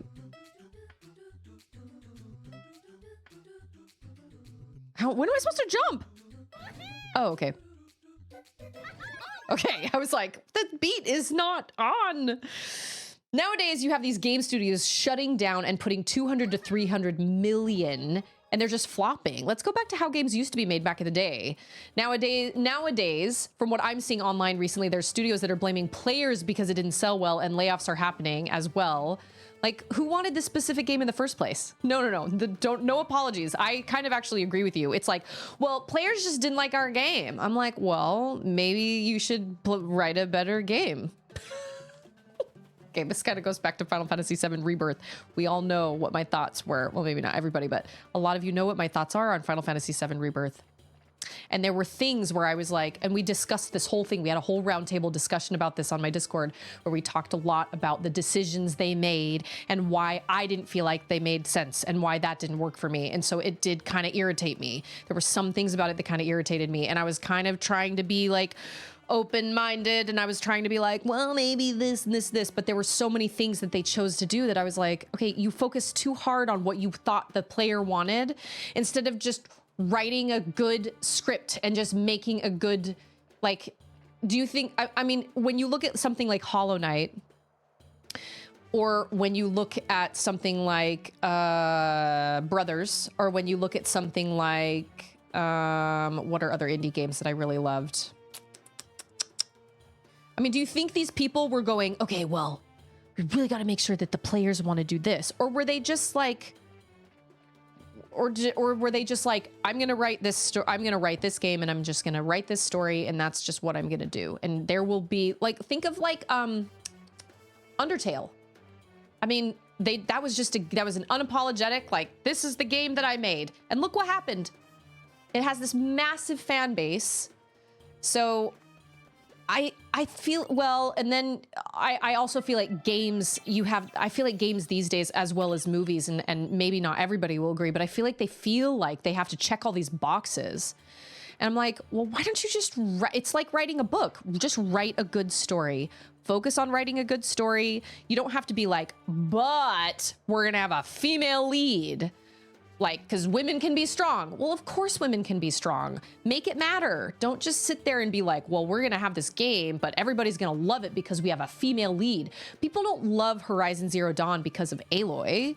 They love, because Aloy is a girl, they love that series because it's well written. The story is phenomenal. And Aloy is a great character. She has a lot of character development. She has this backstory, and then her quest is really, really incredible. It would have worked fine whether it was a male or a female. And so that is where you start to lose people. Like, make it matter. Whatever decision you make based on your character design or your script writing or your screenplay or whatever, just make it matter. Don't sit and be like, well, but remember, we don't want so-and-so, we don't want this group of people getting mad that there aren't enough women in this, or that there aren't enough men in this, or that there isn't enough diversity in this or whatever. Just, that's fine. Just make it matter. Make it mean something. Instead of just being like, all right, well, we got our female lead, and we've got the love triangle, and we've got the such and such. Like, just make your story matter. Just write a good story, and the people will come. The players will come. And that's why a lot of times indie games do better, because they're just focused on telling a story and making a game. And they don't sit there and go, they don't have the millions and millions and millions of dollars to pour into it. So they pour their heart and soul into it instead. And oftentimes I oftentimes feel like this was what happened. I listened to a whole video on YouTube about the downfall of Guitar Hero, and how basically Guitar Hero was basically started, I think it was Guitar Hero, right? Guitar Hero was started by a bunch of musicians, like gamers. They were also musicians. And so they knew how music worked, and they knew how, things were supposed to play out, and what would work and what wouldn't work and whatnot. And so finally, when they became really popular and they were bought out by a company that weren't musicians, and they lost the charm of the whole franchise because they made it feel more like a game. And the reason that it worked so well was because it spoke to gamers and musicians, but then they couldn't, well, that was great timing, but then they couldn't deliver because they weren't musicians. And so they lost that part and that charm.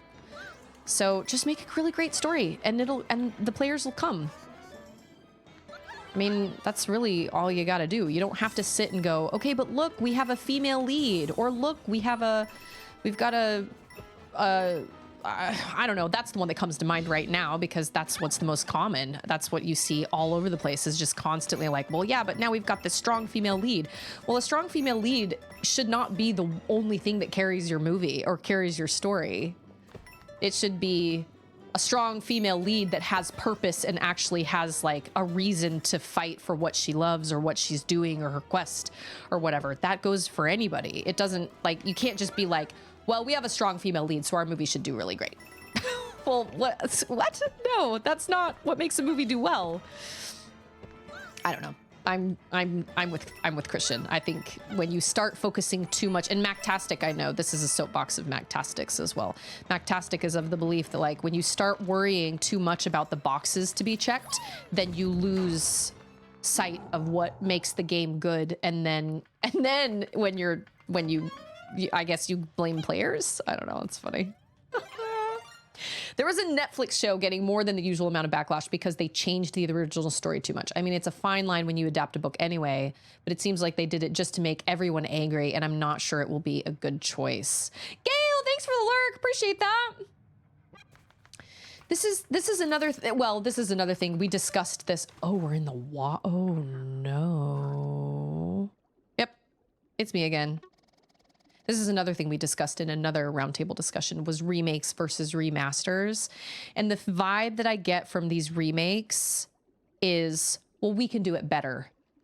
And it's like, you don't need to do it better. This was done fine in the first place, like Final Fantasy VII. I don't feel like there's anything that needs to change story-wise. Maybe take out the fluff, like the snowboard game and all the mini games and, you know, all that stuff. Like, you can take out a lot of the grind, but you don't need to change the story. The story was successful for a reason.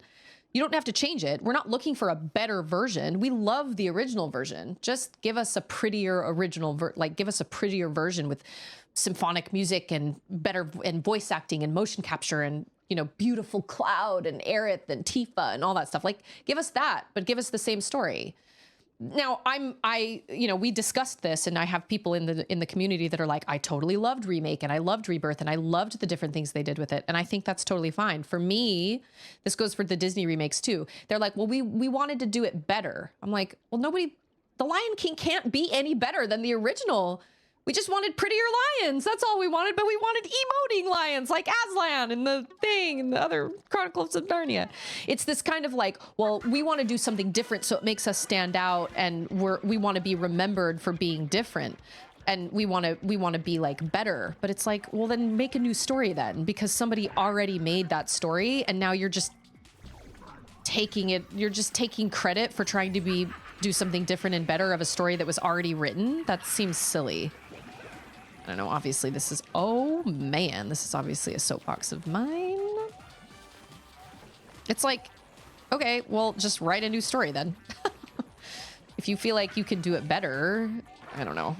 Oh! Oh! Oh, bad, bad, bad, bad! Oh, yeah, oh, dang it. Oh, now we have baddies. Okay, cool. Can I, oh, I could probably fireball. Fireball, fireball, fireball. Oh, this is crazy. This is so crazy. He's gonna send it. Yep. Bam, that is what you get. I'm hurting a child. I feel really bad about that. I'm hurting a child. Oh, oh, oh! Oh my goodness. Oh, I cannot go down there at all? Okay, spikes for days. Yeah! Last hit? Nope. Okay. Ah! Spikes anywhere? Oh yeah, spikes. Oh my gosh, this is crazy! This is bananas! Oh my goodness. And then what? More... Oh my gosh, this is nuts. Same thing! Yay! First try! Disney is a solid example of that. The live-action Cinderella was received vastly different from Snow White, for example, all about honoring source material in my book. Green, the traditional color of bad things. I know, why is that? Green is a great color. I love green. I got green eyes. I love green. Green is a great color. Why is it bad? Why is it always bad? I don't know. It's interesting. Chiron says, I want to say a lot of these super expensive games fail because they're obvious cash grabs or soulless. But that doesn't explain the success of annual releases of Call of Duty or Pokemon or certain sports games. That's really... I never got into Bridgerton, so I don't know. I don't know anything about Bridgerton, but I really am curious about like what these focus groups are saying in these boardrooms or these like conference rooms, and being like, you know what will totally bring in viewers if we completely change the story but keep it the same title. Like, really? You really think that? Oh, okay. I mean, best of luck. Spend all that money and then it's gonna fail, and then they're gonna blame viewers, or they're gonna blame players. I mean, I guess maybe with Call of Duty and maybe with Pokemon at this point, because they've been out for so long, maybe it's because of that loyalty, right? So there's that. But like with movies, I don't know. I can't figure out. But if you find yourself writing a story and you find yourself going, oh, but I have to have this or else people will think that I'm exclusive, that I'm excluding something, or I need to check all these boxes, then I feel like there's a problem. You should just write a story. And I will be honest, I fell into that same thing. I was like, well, I want to write this young adult science fiction book, but I'm going to have I'm going to have a female. But you know what? That's not entirely true, because I came up with that story. I came up with my book because of a dream. And in my dream, the protagonist was a girl. And so that's what it was. It was the girl that was from the surface, and then it was kind of like, you know, meeting the boy in the other area. But in my dream, it wasn't a city that was in the sky. It was a city that was on the ground. It was on the surface somehow still, but it was like totally covered or something like that. I can't even remember, but I wrote it down. And then of course my story kind of changed from there. But you know, that was kind of that was a really common thing. The Hunger Games kind of brought us into that whole like, oh, we've got this dystopian society with a female protagonist and she's a strong female lead. I have no problem with strong female leads. I think strong female leads are great, but they need to be written well. You can't just say, well, we have a girl as our female lead, as our lead, so obviously you should come see our movie. Well, okay, but what does she have to offer? Is she gonna grow? Like Mulan is a great example of this. Mulan goes through growth. She doesn't just show up and like annihilate everybody in camp. She's one of the worst ones in camp. She has to grow a lot. She has to go through a lot. She has to do a lot. She has to earn her place.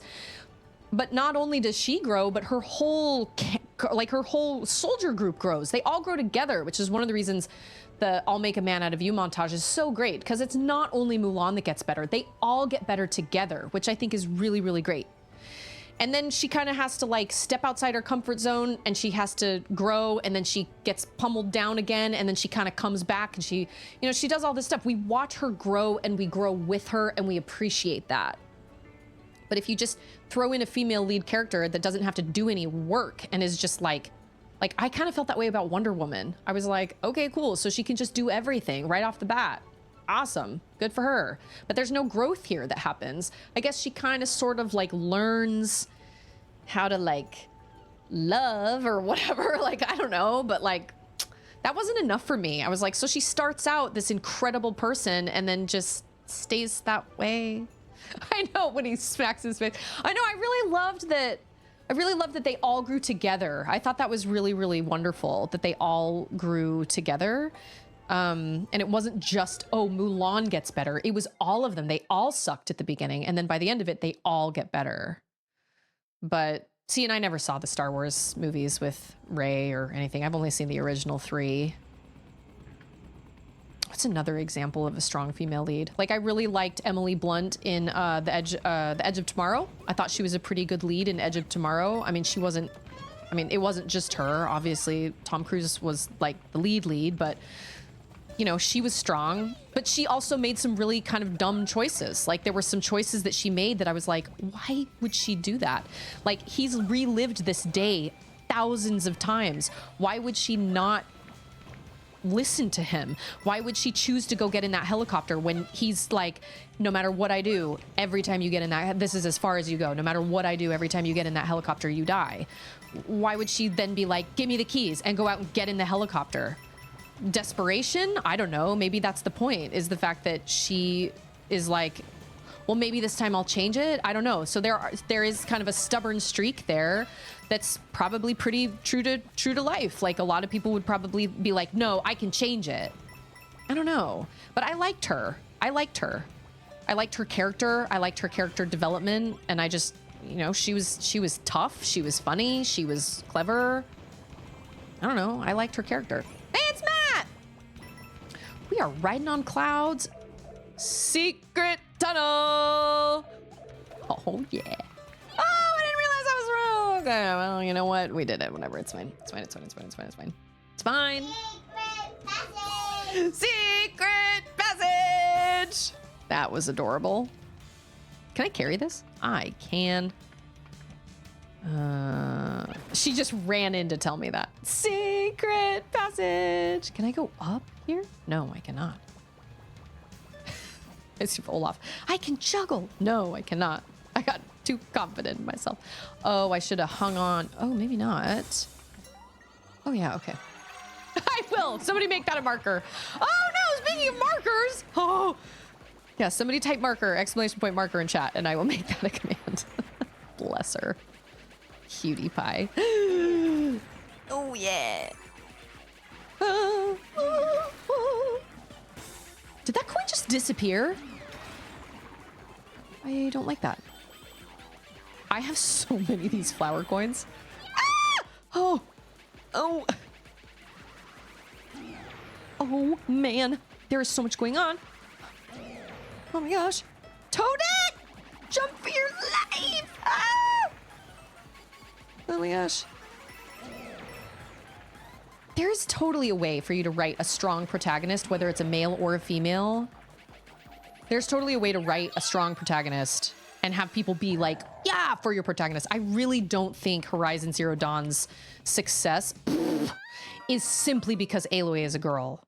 I think it's because the whole story is written really well, and she grows a lot, and she goes through so much to get the answers that she wants.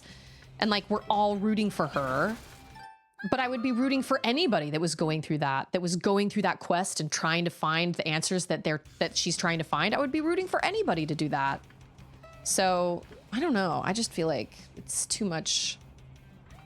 I just feel like it's just become kind of a trope at this point where they're like, ah, yes, but if we have a female lead, everybody will see it. Or everybody will play it, you know? I don't know. That's just Susie's soapbox, I guess. Okay, we already did that. Awesome. Let's not do that again, because we did it and we're good. Everything's fine. Everything is fine. I'm actually kind of amazed that my microphone can pick her up so clearly when she's not even sitting right here next to me. That's crazy. Okay, watch it, Toadette.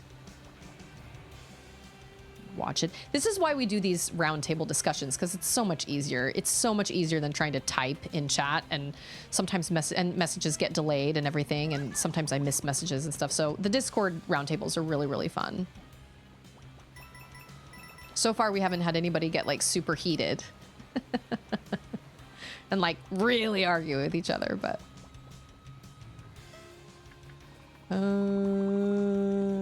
okay, we got more clouds. Whoa!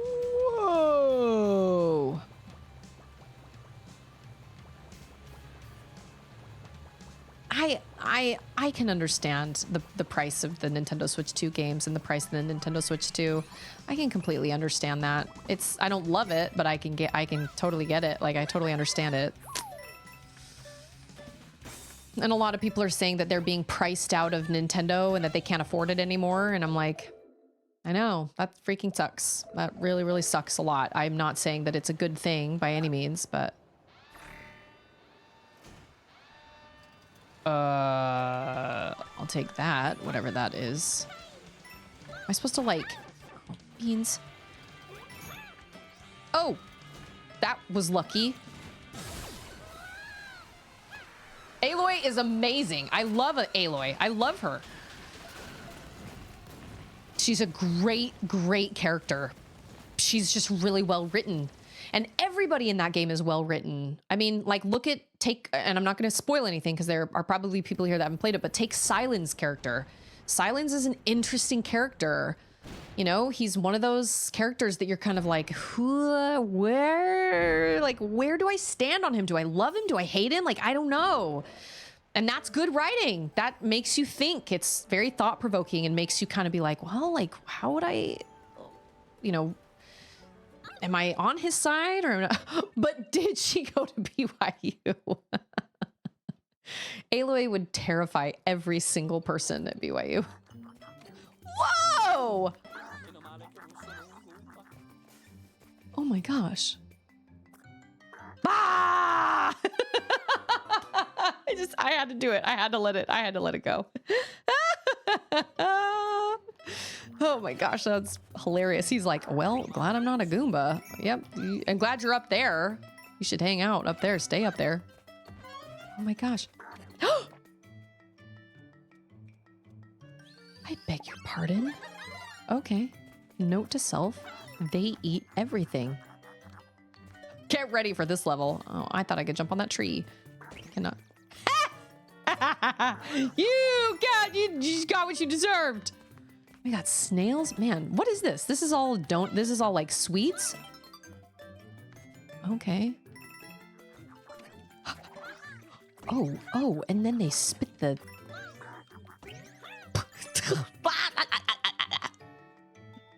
the flowers something else. Oh, choose my words right. Did somebody? Oh no. Okay, I thought somebody redeemed that. And I was like, oh gosh, I missed it again. I tried to turn up OBS so I could actually hear that better. I don't think I'm gonna... So can you kill them? Okay, if you jump on them multiple times. I love Aloy. I do. I love Aloy. But I don't just love Aloy because she's a girl and I'm a girl. You know what I mean? Like, I love Aloy because she's super talented and she's awesome and she's sassy and she does amazing things and she... Oh, dang, this is early. Oh, no. What?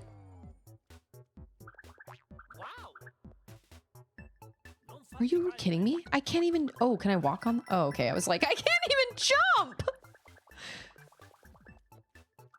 Oh, I'm supposed to hide. This is stealth mission. I had a bad feeling about this. I had a really bad feeling about this. Oh, for the future of this level? Chiron says, my wife also recently complained about study materials for a Bible study or whatever that is targeted toward women to be super pandering and shallow. She complained about them generally not being deep or thought-provoking comparatively to other stuff. Yeah, that doesn't really surprise me. How am I supposed to... Okay, wait a minute. If I hide behind the...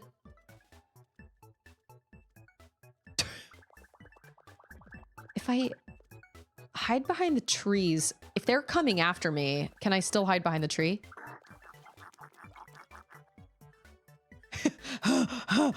Where'd he go? Where'd he go? Which way did he go, George? Which way did he go? Okay, okay.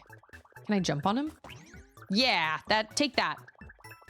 I love that I'm wearing a little pink hat. You're a brave one. Well, I kind of don't have a choice. Oh!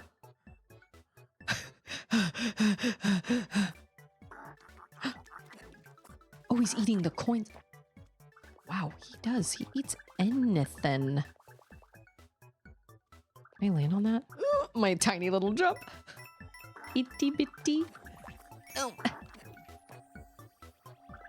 This is like... Do you guys remember the stealth mission in Dave the Diver? When I rolled over those cardboard boxes? Or no, they were wooden boxes. That was one of the greatest things ever. Dave the Diver was so fun. Oh my gosh, I recommend that game. If you guys like those kinds of games where it's like, it's got a storyline, but it's also kind of, you know, it's also kind of like simmy kind of, because you're running the sushi shop. So great. So great. I loved Dave the Diver. Dave the Diver was a blast. It was so fun. Okay, so do I have to have a badge in order to do the triple jump thing? Oh! Okay. Is there a secret tunnel here? I can smell like bread. Dough. Bread dough. Doodles! That's like Mickey Mouse Clubhouse. Oh, Toodles! Wait, there's a secret level or a secret tunnel there?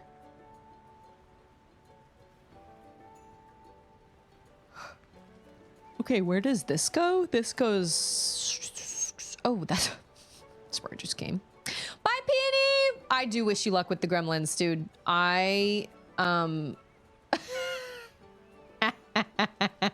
That does not surprise me. Those little kiddos. Man. They're aging us. They're giving us gray hairs. Oh my. Okay. Kids will, like, they'll be the brattiest little things and then they'll turn around and go, I love you, mama. And you're like, I love you too, baby. I'd do anything for you. But you kind of are also like, but please just leave me alone. Oh, no. Oh, is this? Oh, he is red. Is he an explosive one? No. Okay, I'm supposed to jump on you. Oh, I'm supposed to make him... Hey, it's Gambit! Oh, I'm supposed to jump on that. I think so. Oh. Oh! My jumping skills are terrible! Yeah, no, they're not!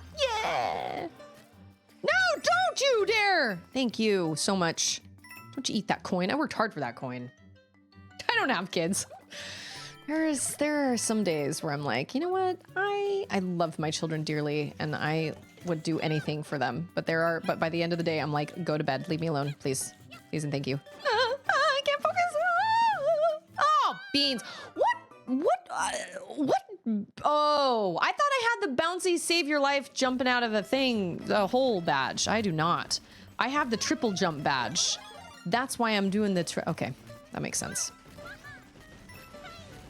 Let's move this along here, shall we? To where I just died. Well, it is what it is. See, I thought that was the jump. No, it's like the triple jump badge. Oh, shoot. I wanted that. Biscuits and gravy.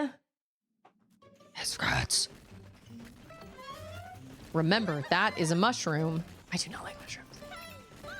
Ugh, that reminds me. I made a chow mein dish last night. It was not great. I was really disappointed. We're gonna throw that one out. I want that coin. A lot. You know what? I can do this. Oh, yeah, that was good. It was just not good. It was gross. Gross is probably a little too strong of a term, but it was just not good. It was very gingery. I was not down. And it had mushrooms in it, but I did not put mushrooms in it. Maybe that's why it didn't taste very good, but I do not love mushrooms. Andrew likes mushrooms. It was so gingery. It called for freshly grated ginger. Am I missing something? Am I missing something? Is it down one of these? No. Okay, was it that first one? I feel like he's telling me that for a reason. Oh, I missed the flower because the bird ate the block. Well, biscuits. I would not have called those birds. I don't know what I would call them, but I would not call them birds. That's funny. Oh, okay. I'm gonna have to come back then and... Oh, I thought those were gonna eat me. Whoa, I have so many flower coins already. I'm okay. Oh, shoot. I probably needed those. Oh, ready? Ready? How wonderful. Yeah, I would not have called those birds. Honestly, they looked like bombs with mouths and wings. Okay, we gotta be fast. We gotta be speedy. I gotta be spry. Gotta be spry to get that one. What am I supposed to spend my purple coins on? Standees for no reason? I know I have so many purple coins. I'm a hoarder. Don't tell me how to spend my purple coins. Don't tell me what I know, Travis. Oh, I thought that. Oh, never mind. Okay, we're gonna speed run it through here for a minute, for a hot second. That's slow. Whoa, I thought I was gonna fall. Oh my gosh. I saw that coming and I didn't even try and stop it. Okay. Oh, is it in that block? This one right here? Oh, shoot. Oh no, he's coming again. Oh. Oh, this one. Oh, okay. You'd think I would have noticed. Oh! Oh, that's what all the POWs are there for. Oh, it doesn't even kill them. It just stuns them. Holy moly. Oh, and now I'm supposed to wait for somebody to come eat that one? No! Oh, he ran into it for me. Okay, thank you. Oh, shoot! Shoot! Oh, no! Oh, yeah. Oh. Oh, yeah, they ran into it. All right, that's cool. That was on them.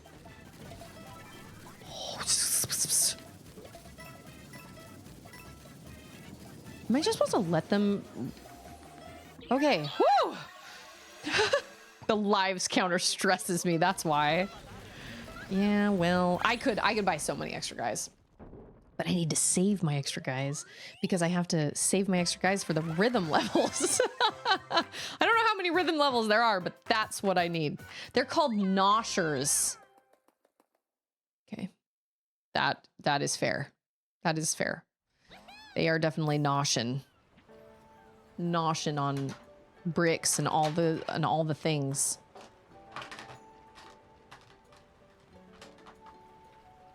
I want this to go back in my because okay. User error. Wow. How many do I have?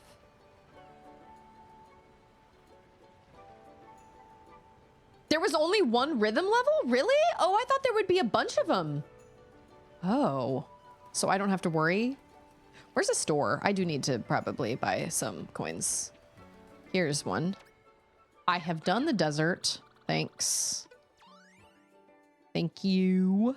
Oh, that's right. I should buy wonder seeds every time I come across a little store.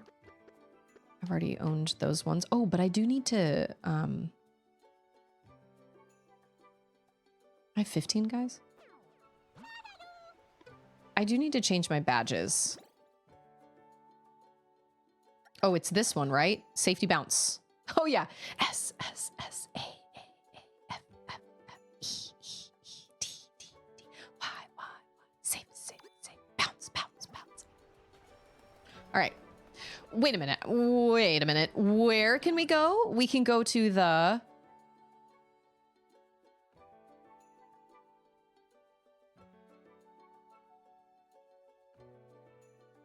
Oh, okay. So we can either go down this way or we can go over this way.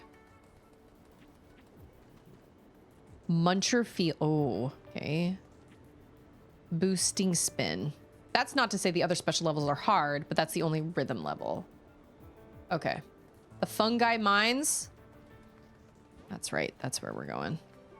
We'll go there. I do like the look of the magma place.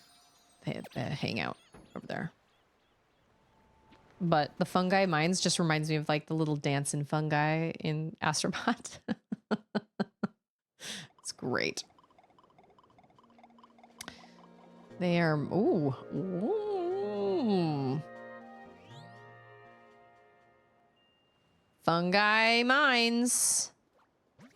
I have to go back and get that badge. But I can't remember where it is, and the map isn't much help. Let's find a poplin and see if they've got any ideas. Hold on. Let's go back. Oh, shoot. Can I not go back yet? Oh, yes, I can. I just have to push the right button. The Galaxy spin jump? Shoot, it's been so long since I've played Galaxy. Well, I was wondering what the little spin jump was for. Because... Press R or shake the controller. Okay, see, that's what I thought it did. But when I tried it at the beginning of the game, I was like, oh, that doesn't give you any, like, extra height. Oh! Oh. Ah. Whoops. It's just a warm up. Oh, oh, is this the mushroom? I can't even remember. And I just did this like 5 seconds ago. All right, we need to ride it down. Ride the pipe down. Oh, okay. The coins will guide your way. Nice. I thought there would be more rhythm levels in this game. Because that took a whole lot of extra guys, let me tell you. Boy, did it ever. Whoop. Nice. Okay, I just saw that you don't, if you are doing a badge challenge, you don't lose lives. So that's cool. That was very kind of them. I've never even heard of Toadette. Yeah, I think I'll change to that one. That is a good badge. That is the GOAT, the VIP, the MVP, the MVP VIP GOAT. Heck yeah. Yes, I do. Actually, right now. Thank you very much. What is it? 420? Okay. That badge will guarantee you... that's fair. That you'll always reach the top of the flagpole. Oh, that's so nice of them to give it to me now. Although I guess I could have come here earlier. But that's okay. I'm going to have to sign off here in a second anyway. And I'm going to go cook my bread. I'm trying to cook our own bread, to bake our own bread, because... Oh, this is a note. But something awful happened. Our work has come to a stop. I've gone off to see what I can do about all of this. If you can, please come help me. Take the Wonder Seed here and then head to the bridge. Loyal Poplin. Seriously. Flour, sugar, salt, yeast, water. That's it. Five ingredients. 5. And yet, if you look at the ingredients of the bread I've been buying from the store, I'm not joking. There are like 20 ingredients in there, and half of them I can't pronounce. That's a problem.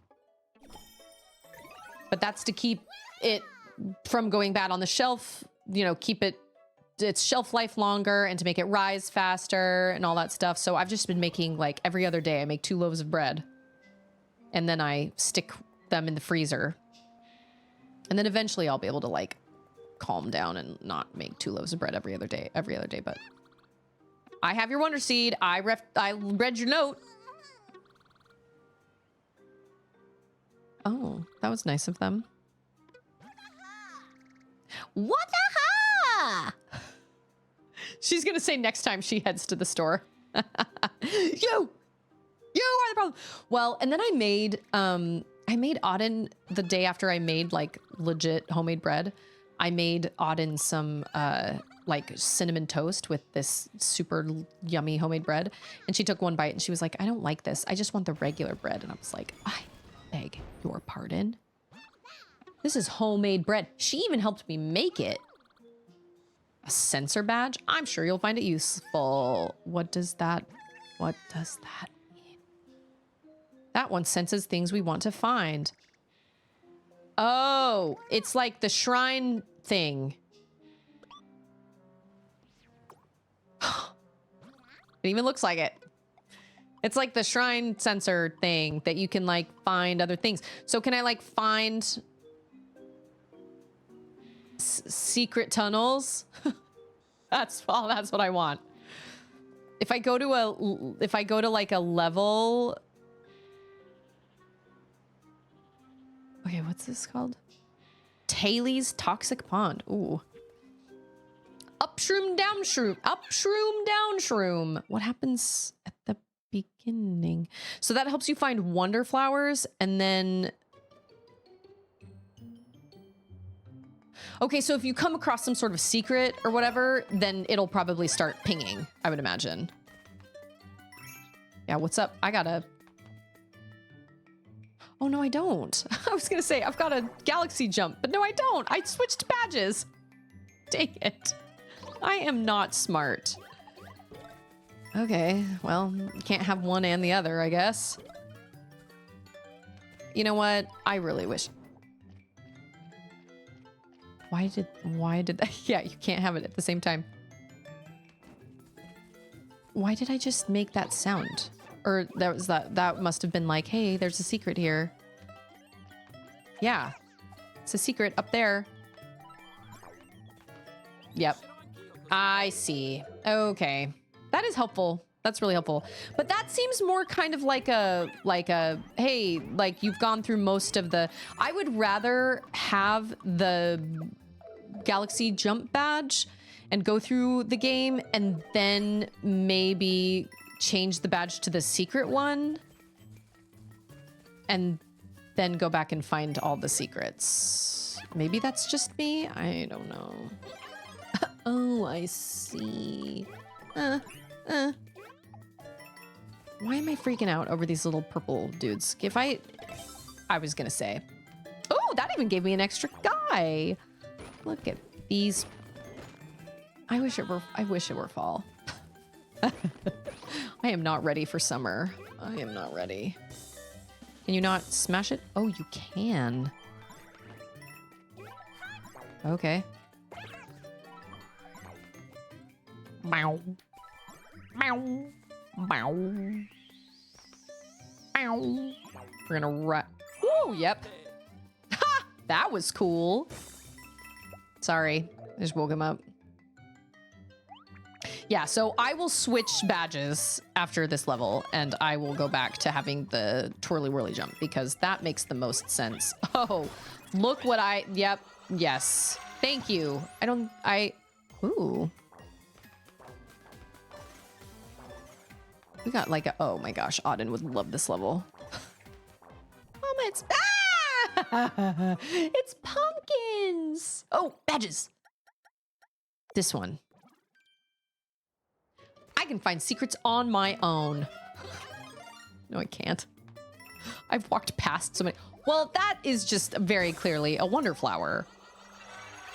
I thought it was shimmering like that because it was because of the look at the dudes dancing in the background. That's pretty cute. Yeah. Oh, I want to fall. Oh my gosh. Oh. Okay, I gotta do this all in one time. Yeah.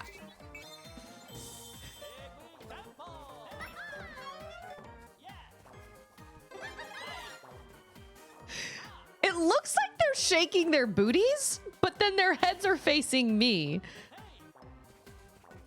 Whatever the case, I love it. I love that so much. Yeah, my girls would love this level. I love the dancing piranha plants. Nothing has brought me so much joy in a Mario game, I think, than those dancing piranha plants. Like the dancing piranha plants and like the little walking. Yeah, I guess that was their stomach, but if you looked at it for a minute, it looked like they were shaking their booties. But oh, I know the sound effects, everything. Oh, and I did that. Yep. Guarantees you to get to the top. Unless they're like owls and have heads that really turn. Maybe. I watched a couple videos on YouTube yesterday. I was just scrolling through videos with Auden with me. We were watching funny animal videos and there were all these funny owl videos. I did not realize this, but my sister has a friend that is a falconer and knows a whole lot about birds. And apparently owls are really stupid. I don't know where the wise old owl came from, that trope came from, because owls are dumb. They're incredible, like they're silent when they fly. And they are like beautiful and they can hunt, but like they're so dumb apparently. So like why would J.K. Rowling decide to have them deliver mail in the Harry Potter world? They're so dumb, but they're cute. They are really, really cute. I need that. Okay, well, Light Switch Mansion. Glad I wandered around over here. Oh, and there's another one. Oh no, there's not. Okay. That was a fake out. Maybe this one? This one? Oh no. Stop on by. Well, you're kind of hard to see, my dude. Maybe you should put your, oh, and then he doesn't disappear. Okay, all right. I was gonna say, maybe you should like clear the air around your shop. And they're slow too. They're the slowest. Yeah, they're the slowest bird, but they are the quietest. So when they fly, they don't make a sound. It's astounding. Okay, wait, the mansion. Which mansion? This one? Light Switch Mansion sounds really fun. This will be the last one. If you defeat 8 enemies in a row. 8? Why 8? I love our outfit. Look at us. We look great. Okay.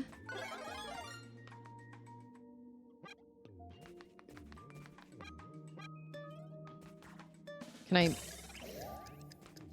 Oh. See, this is unique. I like these types of levels. I like these types of levels a lot. Thanks for letting me sign off, Sword Art. This, then you can sign off. Yeah. Okay, so I can jump on those.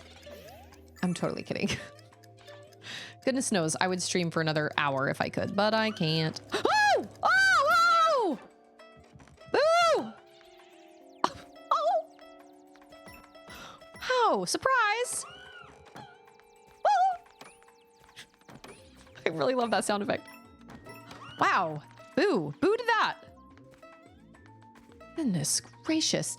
It's Cody! How's it going, Cody? Oh my gosh, how are things?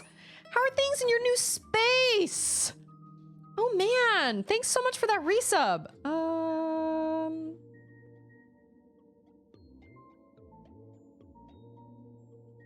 You know, off the top of my head, I can't really think of like, yeah, I'll say trap doors. And look at them all. Oh, we're gonna go into the background. Look at that. How do we get back there? That is a secret. We go inside. Okay, so you can't kill these. Oh, you can go in them? Oh, okay. I'm trying to think if there's a song from, from Skyward Sword I can play, but I don't. Oh, I need this. Yeah, but I can't think of one off the top of my head. First, Cody. Cody loves Skyward Sword. I mean, there's...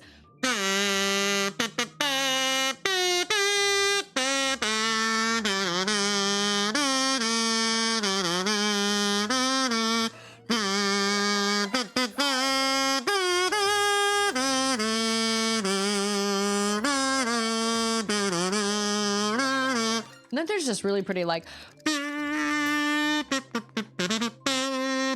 And I can't quite remember it all. It does. It gives me very much Alice in Wonderland vibes, for sure. Ooh, I don't know. Just know you might miss the wonder, but it's all good. It can be done tomorrow. I might miss it. Hold on. Hold on.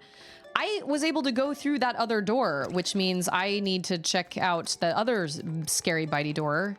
Because I think I went through that one. Oh, nope. Never mind. Just kidding. So is Tom Holland going to be Link in the movie? I don't know anything about the Legend of Zelda movie. I refuse to even watch anything about it because I just don't, we were just talking about movies and how sometimes they are not great. And sometimes when they do,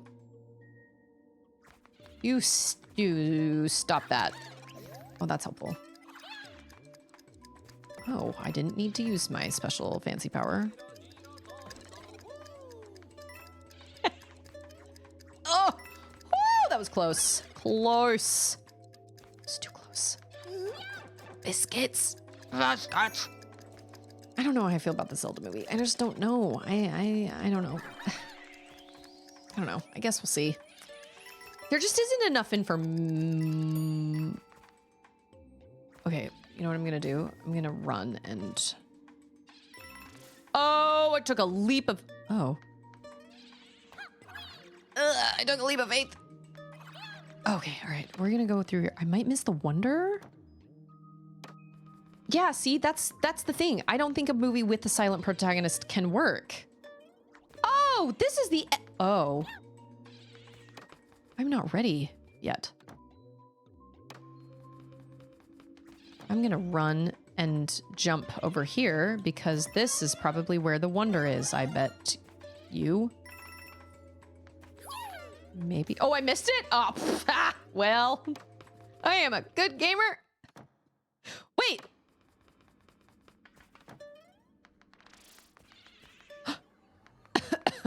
I did not miss it. I missed it, but then I went back. Oh. Are we gonna get like...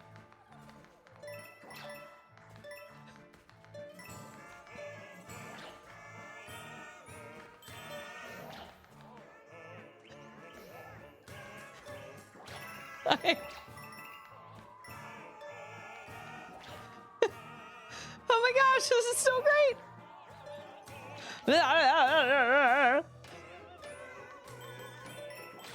I see now why they did the oh when you hit them.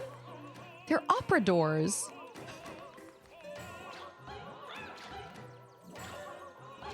It's too bad they're not on pitch. What is the timer for? What is the timer for? This place is moving only... Oh. That was definitely one of my favorite wonders. Yeah, it was Big Boo that was singing. That was great. I was not. I was thoroughly entertained the entire time. That was great. Oh, that's what that door is for. That makes sense. That makes sense. That makes sense. Oh my gosh, how tall? Okay. That was really fun. Not quite. I mean, it is a rhythm level, but the rhythm level I was thinking was the one where you legitimately had to time your jumps to the music. Like that one that I did that took so many tries, where you're basically, or like where the platforms were appearing on the beat and you had to jump on them like on the beat. That was definitely a rhythm level, but your jumping didn't really have anything to do with it. In Rayman Legends, the musical levels, your jumping is timed. There are like 8 of them, and your jumping is timed to the beat of the music. And if you miss it, sometimes there's a little bit of wiggle room, but for the most part, if you miss it, you miss it. And there's no like, because the screens move along without, like with or without you.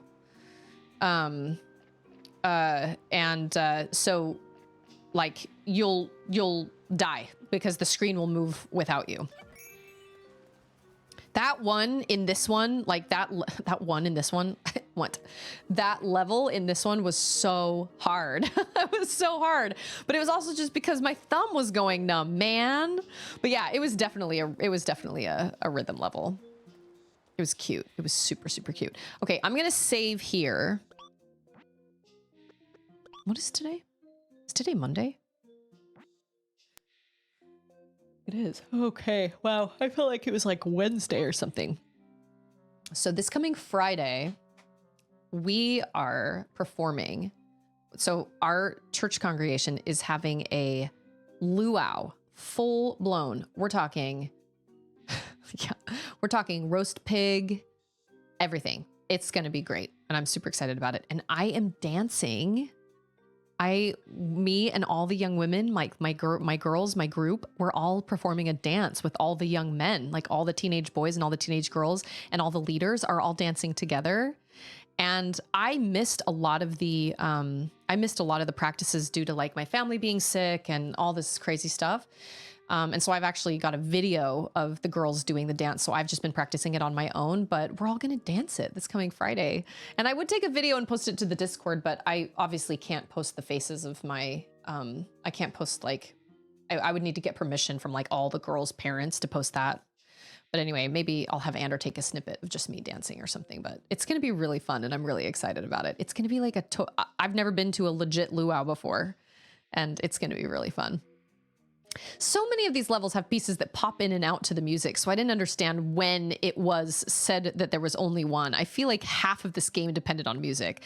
I mean, that's probably true. To be totally honest, there are levels that I feel like there's there's only one in the special world. Okay.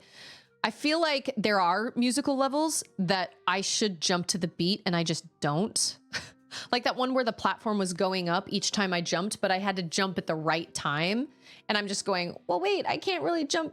I just wasn't jumping at the right time. So they don't make the musical levels quite as dependent on your jumping, except that one that was in the special world or whatever.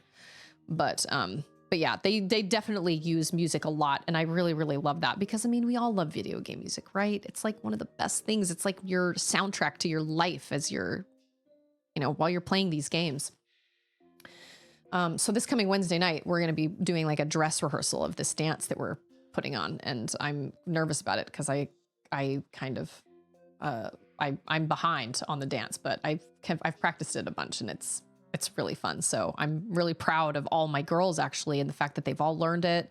And we're going to be wearing like little things. They call them kikis. They're like they're not grass skirts, but they're like shaky things on our hips. And then we're going to be wearing like headpieces and then I think black shirts and black shorts, I think, or something like that. Anyway, I'm really excited about it. It's going to be really fun.